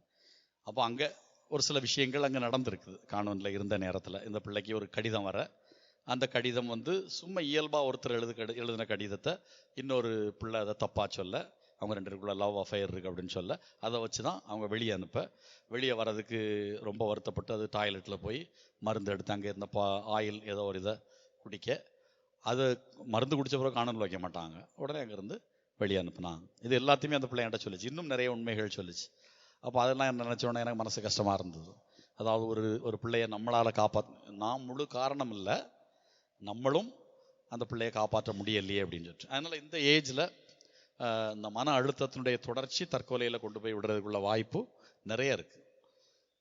புதிய போதைகள் இதான் நான் நிறைய சொன்னேன்னா, so many new addictions today. வெறுமனே தண்ணி அடிக்கிறது, கஞ்சா அடிக்கிறது, அந்த மாதிரி போதை மட்டும் இல்லை, பெட்ரோலிய போதை. ஒரு இடத்துல நான் இருந்த பங்கில் ஒரு பைக்கை நிறுத்தி வச்சுட்டு போக முடியாது. ஒரு கூட்டம் பையங்க இதுக்குன்னே அலைகிறான்னு எதையாவது போட்டு அந்த பெட்ரோல் டேங்கை திறந்துருவாங்க. திறந்து அதை இது பண்ணிட்டு அந்த டேங்குக்குள்ளால் அப்படியே வாயை விட்டு இன்ஹேல் பண்ணுவாங்க. பெட்ரோலியம் ப்ராடக்ட்ஸ் போதை கொடுக்கும். நீங்கள் அதை போய் யாரும் செய்திடாதீங்க. பெட்ரோலியம் ப்ராடக்ட்ஸ் நிறைய போதை கொடுக்கக்கூடிய ப்ராடக்ட்ஸ். அப்போ அந்த போதையில் அப்படியே இது பண்ணிட்டு ஒரு கொஞ்ச நேரம் ஒரு மிதப்பில் இருக்கிறது மாதிரி இருக்குமா. இதை ஒரு பையன் ஆரம்பிச்சு விட்டுட்டான் அந்த பங்கில். ஒரு வீட்டுக்கு முன்னாடியும் இப்போ பைக்கை நிறுத்த முடியாது.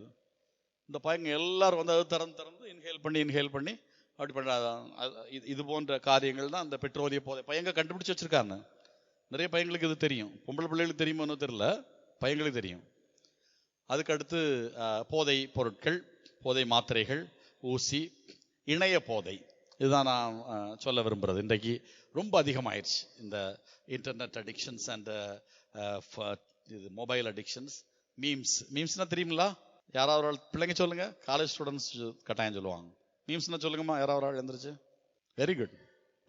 ஒரு விஷயம் நடக்குதுன்னா அதை காமெடியா, அதை நக்கலா எடுத்து சொல்றது மீம்ஸ் நிறைய போடுறாங்க. அது இப்போ அதாவது நம்ம பெரிய தாத்தா பதவி ஏற்றார்ல, அன்னைக்கு அவருக்கு ரொம்ப கேவலமாகி போச்சு. அவர் பதவி ஏற்ற அன்னைக்கு நேசமணி அப்படின்னு சொல்லக்கூடிய ஒரு மீம்ஸ் உலகம் முழுதும் ஓடுச்சு. நேசமணின்னா அந்த வடிவேல் அந்த நண்பர்கள்னு ஃப்ரெண்ட்ஸ் படத்தில் உள்ள ஜோக். அந்த மேலே இருந்து அந்த இதை ஆணி அடிச்சிட்டு இருக்கும்போது அந்த சுத்தியல் கீழே விழும், அது ஒருத்தனுக்கு தலையில் விழும். இதான் மேட்ரு. அந்த ஜோக்கில் எந்த அர்த்தமும் கிடையாது, இட்ஸ் அ ஃபன். அதை mister Nesamani, where is mister Nesamani and where is the hammer, அவ்வளோதான் அன்றைக்கு அவனை போட்ட மீம்ஸ். உலகம் முழுதும் அன்றைக்கு அதிக பேர் பார்த்தது, அதிக பேர் பார்வையில் இருந்த மீம்ஸ் அதுதான். நேசமணி வடிவேலை பற்றி வந்த மீம்ஸ். அதனால வடிவேல் ஹிட் அடிச்சிட்டான் அன்னைக்கு. அப்படி அழகா சொன்னாங்க.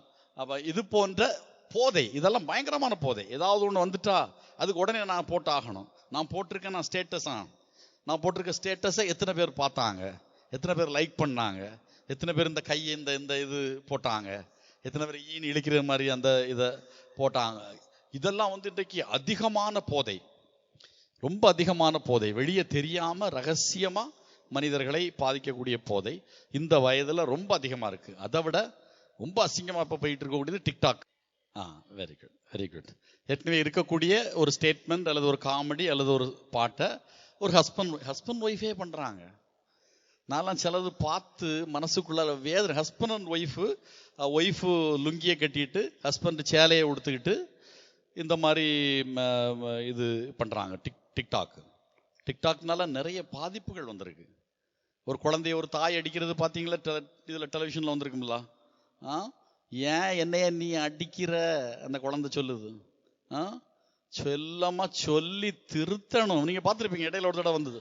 இப்படி மீம்ஸ் போதை, டிக்டாக் போதை, மியூசிக்கலி நிறைய பாட்டுகளை போட்டு அவங்க இது ஒரு பயங்கரமான போதையாக என்று உருவாகி கொண்டிருக்கிறது.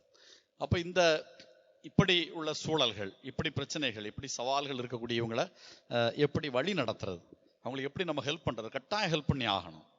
இங்கே இருக்கக்கூடிய நம்ம எல்லாருமே அந்த பொறுப்பை ஏற்று கொள்ள வேண்டும். இதில் நிறைய இருக்குது, எல்லாம் எழுத முடியுமான்னு தெரில. ஆனால் இது உங்களுடைய பேப்பரில் கட்டாயம் இருக்கும், கொஞ்சம் பாயிண்ட் நீங்கள் எழுதிக்கலாம்.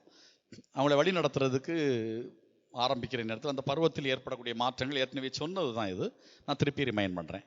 திடீரென வேகமாக ஏற்படும் உடல் வளர்ச்சி, பாலினம் மற்றும் இன உறுப்புகளின் வளர்ச்சி, இன கவர்ச்சி, இளமை காதல், மன வளர்ச்சி, சிந்தனை வளர்ச்சி, எல்லாவற்றையும் தெரிந்து கொள்ள வேண்டும் என்ற ஆவல், பெற்றோர் பெரியோர் பிடியிலிருந்து நழுவுதல், நண்பர்கள் குழு மற்றும் அந்த குழுக்களின் தாக்கம், நல்ல மதிப்பீடுகளை கடைபிடிப்பது, தலைமை வழிபாடு, ஹீரோ வர்ஷிப், இது நிறைய நடக்குது. பெரிய பெரிய நடிகர்கள், நடிகைகள், கிரிக்கெட் பிளேயர்ஸ் அவங்கள கையில் பச்சை குத்திக்கிறது, அவங்களுக்காக உயிர் விடுவேன்னு சொல்லிட்டு சும்மா சவுடால் அடிக்கிறது, உடல் அழகை பற்றிய சிந்தனை, பகல் கனவு காண்பது, டே ட்ரீமிங். நிறைய பேர் காலேஜில் உட்காந்துருந்து, ஸ்கூலில் உட்காந்துருந்துட்டு இதை செய்துட்டு இருப்பாங்க. நான் யார் என்ற கேள்விக்கு விடை தேடுதல், அன்புக்காக பிறர் கவனத்திற்காக ஏங்குதல். இப்படி இந்த பருவ மாற்றங்களில் சிக்கிக்கொள்ளக்கூடிய இந்த பிள்ளைங்களுக்கு எப்படி வழிகாட்டுறது? பெற்றோர்களே நிறைய வழிகாட்ட முடியும். ஒரு கவுன்சிலர்கிட்ட அல்லது ஒரு கைடன்ஸ் கொடுக்கக்கூடியவர்கிட்ட போகிறதுக்கு முன்னாடி பெற்றோர்களே நிறைய செய்ய முடியும். பெற்றோர்களை நம்ம ஊக்கப்படுத்தணும், அவங்களுக்கு இந்த அவேர்னஸ் கொடுக்கணும். இவர்களிடம் மனச்சோர்வு, மன அழுத்தம் மற்றும் தற்கொலை எண்ணம் காணப்படும். அப்படி காணப்படக்கூடிய நேரத்தில் அதை கவனித்து அவர்களை வழி நடத்த வேண்டியது பெற்றோர்களுடைய கடமை. ஒவ்வொரு நாளும் கவனிச்சிட்டு இருக்கணும். நாகூரில் 4-5 ஸ்கூலில் இந்த கேஸ் வந்தாச்சு. பெரிய இதாகி மக்களுக்கெல்லாம் தெரிஞ்சு பப்ளிக் ஆகிட்டு. அதுக்கு பிறகு அது அந்த தாய் கவனிக்காமல் பள்ளிக்கூடத்துக்கு அனுப்பிட்டு இருந்திருக்காங்க. தவறு நடந்திருக்கு, அது ஏன் தவறு, என்ன தவறு அப்படின்றத கண்டுபிடிச்சி அதுக்குள்ள வழிகளை செய்யணும். ஆனால் அந்த தாய் கவனிக்காமல் பள்ளிக்கூடத்துக்கு அனுப்பிட்டு இருந்திருக்காங்க. பள்ளிக்கூடத்துக்கு வந்துட்டு இருந்திருக்கு அந்த பிள்ளை. அதுக்கப்புறம் ஏதோ ஒரு சூழ்நிலையில் கண்டுபிடிக்க. இதே மாதிரி வேறையும் 2-3 ஸ்கூலில் நாகூரில் நடந்தாச்சு. இப்போ ரொம்ப ஒரு ஆச்சரியம் இல்லை, கேவலத்துக்குரியது. ஒரு தாய் அல்லது ஒரு பெற்றோர் பிள்ளைகளை எப்படி கவனிக்கிறாங்க, வீட்டில் எப்படி அதை உற்று நோக்குறாங்க, என்ன ஒரு கன்சர்ன் அவங்களுக்கு இருக்குது அப்படின்னு. அப்போ இதை கவனிக்க வேண்டியது பெற்றோருடைய கடமை. நண்பர்களாக பழகி விழிப்புணர்வை ஏற்படுத்த வேண்டும். அவங்களோட ஒரு ஆளாக இருந்து அவங்களுக்கு ஒரு அவேர்னஸ் கொடுக்கக்கூடிய ஒரு தன்மை நிச்சயமாக உருவாக வேண்டும். அவங்களுடைய ஃப்ரெண்ட்ஸுக்கு பேரண்ட்ஸ் முக்கியத்துவம் கொடுக்கணும். அவன் யாரோட பழகிறான் அல்லது அவன் யாரோட பழகிறா, அவங்க வந்தால் அவங்கள ரெஸ்பெக்ட் பண்ணணும். மக்களை உட்கார், ஒரு காஃபி குடி, நல்லா இருக்கியா, அந்த ட்ரெஸ் சூப்பராக இருக்குது, ஹேர் கட் நல்லா இருக்குது இப்படின்னு சொல்லணும். நம்ம சொல்லல வில்லங்க தான். இல்லை அவன் என்னத்துக்குள்ள இந்த வீட்டுக்குள்ளே வாரான், இனிமேல் வந்தான்னா உன் காலை முறிப்பேன் அப்படின்னு, அவன் காலையும் சேர்த்து முறிப்பேன் அப்படின்னு சொல்லுது அந்த அம்மா. இது நான் கேட்டுக்கிட்டே இருங்க. எங்கள் சொந்தத்தில் ஒரு வீட்டில் அந்த பையன் சொல்கிறான், அவன் போன பிறகு அவங்க எங்கள் பெரியம்மாட்ட சொல்கிறான், நீ என்னையை பற்றி என்ன வேணாலும் பேசு, என் ஃப்ரெண்டை பற்றி ஏதாவது பேசினேன் நடக்கிறதே வேற. அம்மாட்ட மகன் சொல்லக்கூடியது. அதனால் அந்த நண்பர்களை நாமும் நண்பர்களாக்கி கொண்டு அந்த பேரண்ட்ஸ் அதில் கொஞ்சம் கவனமாக இருக்கணும். சமூக அந்தஸ்து பெற விரும்பக்கூடிய பிள்ளைகளை கவனித்துக் கொள்ள வேண்டும்.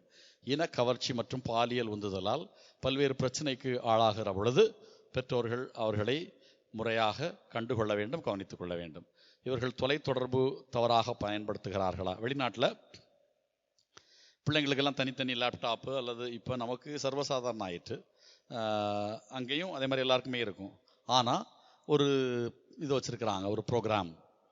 அந்த ப்ரோக்ராம் வச்சு அவங்க ஒரு மாஸ்டர் கம்ப்யூட்டர் அவங்க அப்பா அம்மா ரூமில் இருக்கும், அவங்க அங்கே கண்ட்ரோல் பண்ண முடியும். நிறைய வெப்சைட்ஸை பார்க்க முடியாத அளவுக்கு நிறைய விஷயங்களை பிளாக் பண்ணிடுவாங்க. அப்படியே மீறி சில விஷயங்கள் பார்க்குறதாக இருந்தால் அவங்க எது பார்க்குறாங்க அப்படின்றத அம்மாவோ அல்லது அப்பாவோ அவங்க ரூமில் உள்ள கம்ப்யூட்டர்லேருந்து மானிட்டர் பண்ணுவாங்க. அதுக்குள்ள ப்ரோக்ராம் சாஃப்ட்வேர்லாம் இருக்குது. இங்கேயும் நிறைய இருக்காங்க. இங்கேயும் நம்ம மக்கள் நிறையா வச்சுருக்காங்க. விஷயம் தெரிஞ்சவங்களாம் நிறைய பேர் அதை செய்கிறாங்க. பிள்ளைகளுக்கு தெரியாது அப்பா அம்மா அந்த சாஃப்ட்வேர் வச்சுருக்காங்க அப்படின்னு சொல்லிட்டு அப்படி மாட்டக்கூடிய பிள்ளைங்க நிறைய பேர் இருக்காங்க. இது சரியா தவறா? அவங்கள குற்றம் செய்து கண்டுபிடிச்சு மாட்டி அவங்கள அவமானப்படுத்துறது நம்ம நோக்கம் இல்லை. அவங்கள அந்த தப்பை செய்ய விடாம ஆக்குறது தான் நம்மளுடைய நோக்கம். அப்போ அப்பா அம்மா இதை கவனிக்கிறாங்கிறப்போ எந்த குழந்தையும் தான் அசிங்கப்படுறத விரும்புறது இல்லை. அதனால அவங்க கவனமா இருப்பாங்க அப்படிங்கிறது என்னுடைய ஒப்பீனியன். அருமையான பாயிண்ட். அது நல்ல ஒரு இன்டராக்ஷன். இவர்கள் அது முடிச்சாச்சு. வீட்டை விட்டு ஓடுதல், திருடுதல், போதைப் பொருட்கள், சமூகம் விரும்பாத செயல்கள், இவர்களுக்கு இதெல்லாம் நம்ம ஏற்கனவே பேசிட்டோம். ஆடம்பர தேவை, வித்தியாசம், அத்தியாவசிய தேவை, ஆடம்பர தேவை, அதனுடைய வித்தியாசம் நிச்சயமாக பெற்றோர்கள் சொல்லிக் கொடுக்கணும். உயர்கல்வி தேர்வில் பெற்றோர்கள் உயர்கல்வி தேர்வு பற்றியது. பெற்றோர்கள் தங்கள் நிறைவேறாத ஆசைகளை திணிக்கக்கூடாது. நான் லாயர் ஆகணும்னு நினச்சேன், ஆக முடியல, நீயாவது ஆயி தொலை இப்படி சொல்லிக்கிட்டு அவனை கொண்டு போய் நீங்கள் பிஎல் படிக்க வச்சா அவன் லாயர் ஆவானா, ஜட்ஜ் ஆவான் அவன். அதனால எனக்கு மனசுல நிறைவேறாத ஆசைகளை என் பிள்ளைய வச்சு எப்படியாவது நான் தான் சாமியார் ஆகலான்னு நினைச்சு போனேன், வெளியே வந்துட்டேன். நீயாவது கிரிமினல்ல போய் சாமியார் அவன் ஆக மாட்டான், நிச்சயமா நடக்காது அது. அப்ப இப்படிப்பட்ட அந்த நிறைவேறாத ஆசைகளை திணிக்க கூடாது. ஆசிரியர்களுக்கு இளையோர், இது ஆசிரியர்களை பற்றி ஒரு வார்த்தை மட்டும் இடையில வருது, நல்வழிப்படுத்தும் கலை தெரியாமல் இருக்கிறது என்பதை பெற்றோர்கள் அறிந்து கொண்டு அந்த ஆசிரியர்களை சந்தித்து அவர்களுக்கு சில வார்த்தைகள் சொல்லக்கூடிய கடமை பெற்றோர்களுக்கு உண்டு. பிள்ளைகள் குறைவான மதிப்பெண்கள் பெறுவதன் உண்மையான காரணத்தை பெற்றோர் புரிந்து கொள்ள வேண்டும். அடிச்சு 100க்கு 98 எடுக்க வைக்கிறத விட அவனை புரிஞ்சுக்கிட்டு 100க்கு 65 எடுத்தா போதும். இன்னைக்கு நிறைய பேரண்ட்ஸ் இந்த லெவலுக்கு வந்தாச்சு பார்த்துக்குங்க. எங்கள் வீட்டில் என் தம்பியெல்லாம் திருப்பி சொல்கிறான், என்னைய வச்சுட்டு என் மகளும் உட்காந்துருக்கா, ஒய்ஃபும் இருக்குது, இளைய பிள்ளையும் இருக்குது. எம்மா நீ 85, 90, 95, 98 எடுக்க வேண்டாம், நீ 65, 70 எடுத்தாலும் போதும். ஆனால் அந்த ஃபைனலில் ஒரு போர்டு எக்ஸாம் இருக்குல்ல, அதுக்கு நல்லா ப்ரிப்பேர் பண்ணி எப்படியாவது நீ ஐஐடிக்குள்ளால போயிடணும். அதுக்கு நான் எத்தனை லட்சம் வேணாலும் செலவு செய்யலாம். பிள்ளைங்களுடைய தன்மைகளை புரிந்து கொண்டு அதே நேரத்தில் ரொம்ப லூஸ்லேயே விட்டுறக்கூடாது. நீ எப்படியும் இருந்தாலும் போதும் அப்படின்னு சொல்றது இல்லை. உனக்காக நான் இவ்வளோ ஸ்பெண்ட் பண்ணுறேன், ஐ ஆம் இன்வெஸ்டிங். அதுக்காக பிஸ்னஸ் பண்ணல, நான் இவ்வளவு பணம் 5 லட்சம் 8 லட்சம் உனக்காக ஸ்பெண்ட் பண்ணுறேன். ஆனால் அதே நேரத்தில் உன் பக்கத்துல இருந்து நீ கொடுக்க வேண்டிய பொறுப்பும் கடமையும் உனக்கு. வெளிநாட்டுல எல்லாம் இன்வெஸ்ட் பண்ணுறது அப்படியே போட்டு வச்சிருவான் கம்ப்யூட்டரில், அவன் பேரில் தான் லோன் எடுப்பான், பிள்ளைக்கு பேரில் தான் லோன் எடுப்பான். மகனே கெட்டலன்னா நீ அழிஞ்ச, அவ்வளோ சொல்லியே செய்வான். அது இங்கே அப்படி இல்லை. அழகான ஒரு லேண்டு வாங்கி போட்டு மூத்த பிள்ளைக்கு இந்த நிலம், இளைய பிள்ளைக்கு அந்த வீடு, இன்னும் இளையது இருக்குல்ல அதுக்கு ஒரு 4 கடையை கட்டி போட்டிருக்கேன் அப்படின்னு. அது நல்லா தான் இருக்கும்.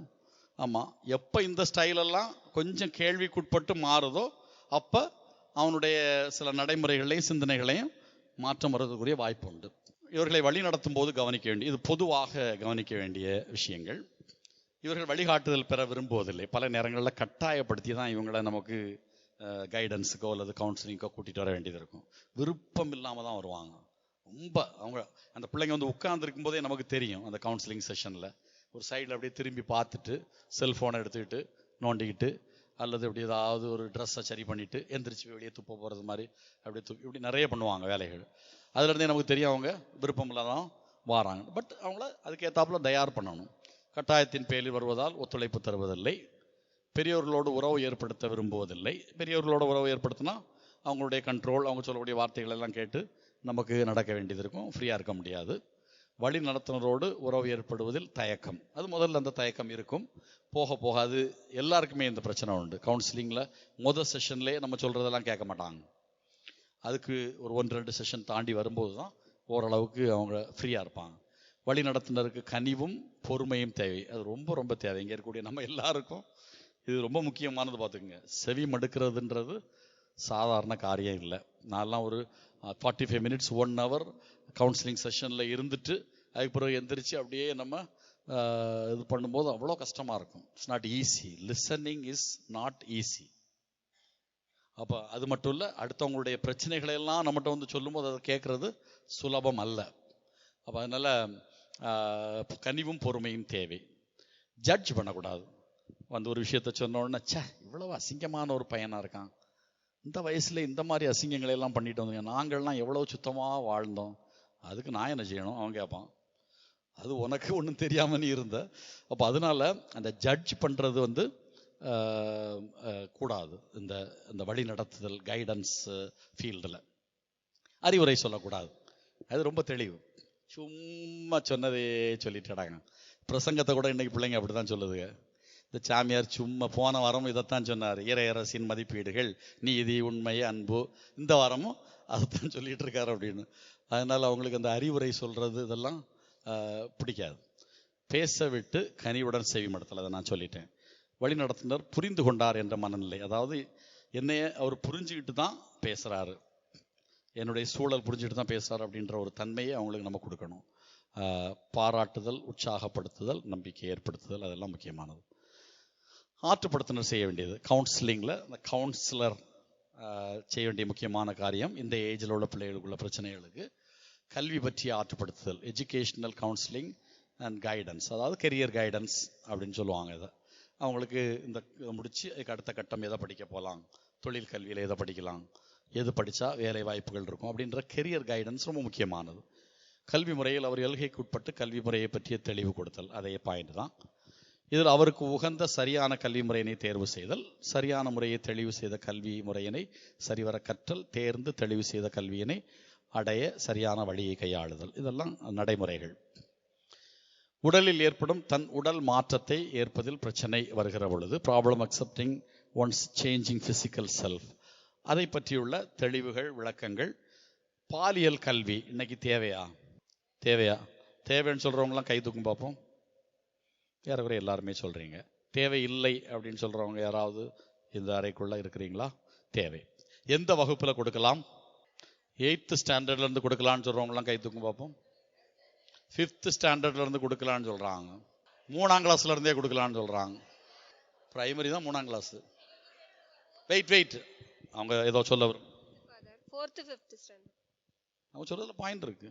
4th 5thல இருந்தே கொடுக்கணும்னு சொல்றாங்க. வயசு எத்தனை? 4th-னா என் பையனே என்கிட்ட கேக்குறான் சில விஷயங்கள், நான் திணறுவேன். அம்மா அந்த அண்ணன் வந்து அந்த பொண்ணை லவ் பண்றேன்னு சொல்றாங்க, அப்படின்னா என்னதுமா அப்படின்னு கேக்குறான். அதுக்கப்புறம் ஸ்கூல்ல நடந்திருக்கு இந்த விஷயத்த, அந்த பசங்களுக்குள்ள சின்ன பிள்ளைங்க ஷேர் பண்ணியிருக்காங்க, அவங்க கிஸ் பண்றாங்களா அப்படி ஒரு சில விஷயங்களை அவன் சொல்றப்ப நான் திணறி நிக்கிறேன். அவனுக்கு என்ன ஆன்சர் அந்த இடத்துல சொல்றதுன்னு சொல்லி தெரியாம கஷ்டமா இருக்கு. மற்றவங்க சொல்றத வந்து பிள்ளைங்க தப்பா புரிஞ்சுக்கிற நிறைய வாய்ப்பு இருக்கு. அதனால நம்ம சின்ன வயசுலயே அவங்களுக்கு சொல்லி கொடுத்துட்டோம்னா அது ஒரு தவறு இல்ல, அது ஒரு பாவம் இல்ல அப்படிங்கறத அவங்க புரிஞ்சுக்குவாங்க. தப்பு பண்ணதுக்கு அவங்களுக்கு தோணாது. வீட்லயும் கொடுக்கணும், ஸ்கூல்லயும் தேவை. இப்போ ஒரு பிள்ளைகிட்ட விரும்புறேன் அப்படின்னு பிள்ளைங்க தெரியாம சொல்றாங்க, அது ஒரு டீச்சர் ஒரு பெரிய விஷயமா எடுக்கக்கூடாது. ஏன் உன் ஃப்ரெண்டு தானே, உன்னை விரும்பினா என்ன, நீங்க எல்லாம் ஃப்ரெண்ட்ஸு, ஒற்றுமையா இருங்க, சண்டை போடுங்க அப்படி நம்ம சொல்லிட்டோம்னா அவங்களுக்குள்ள தப்பான லவ்ங்கிற ஒரு இது வராது.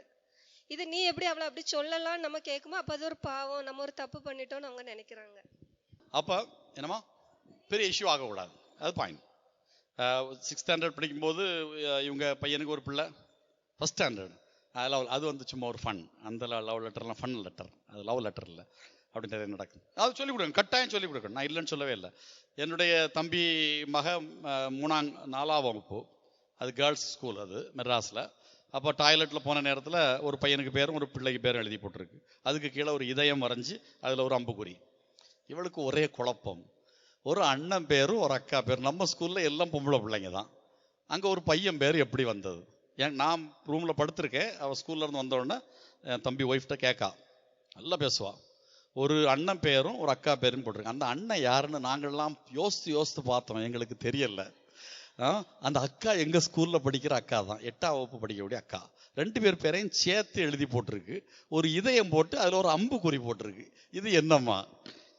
அவள் என்ன விளக்கம் கொடுப்பா இந்த பிள்ளைக்கு? அப்போ அவ சொன்னா, மக்களே அது வந்து அந்த அண்ணனும் அந்த அக்காவும் அவங்க லவ் பண்றாங்களா இருக்கலாம். நாங்களும் இதுதான் நினைச்சோம் இனி இதயமும் அம்புக்குறியெல்லாம் அந்த நேரத்தில் சொல்ல வேண்டிய தேவையில்லை. அதாவது நீங்க சொல்லக்கூடிய பாயிண்ட் எல்லாம் நான் ஒத்துக்கிறேன், செக்ஸ் எஜுகேஷனே நான் ஒத்துக்கிறேன்.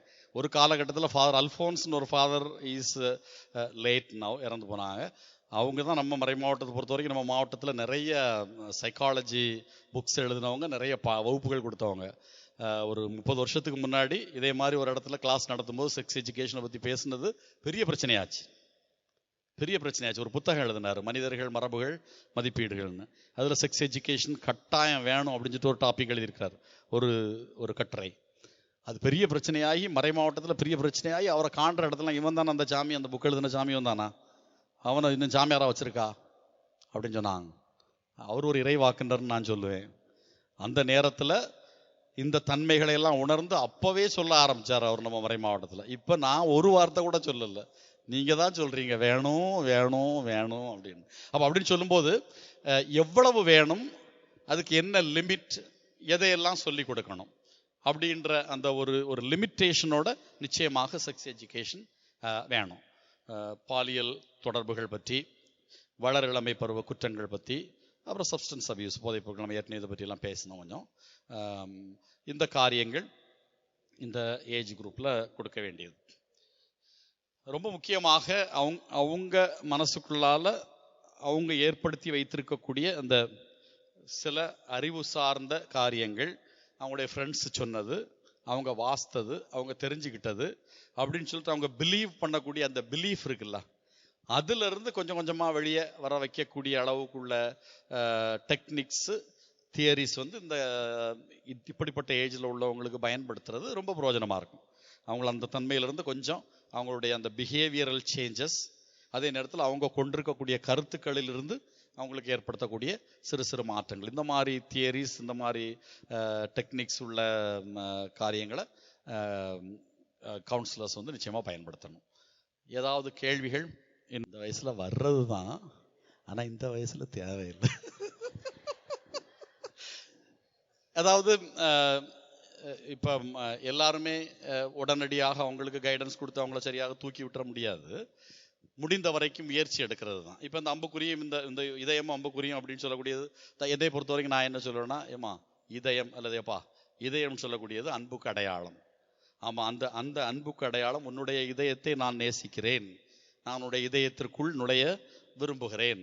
கொஞ்சம் பக்குவமா இப்படி ஒருவேளை அந்த அடையாளம் ஒருவேளை இருக்கலாம். ஆனால் இப்போ இது என்னத்துக்கு, நீ நாளைக்கு பரிச்சைன்னு சொன்னில்ல, அந்த புத்தகத்தை எடுத்து படி மக்களே அப்படின்னு சொல்லிட்டு ஒருவேளை சொல்லுவேன்.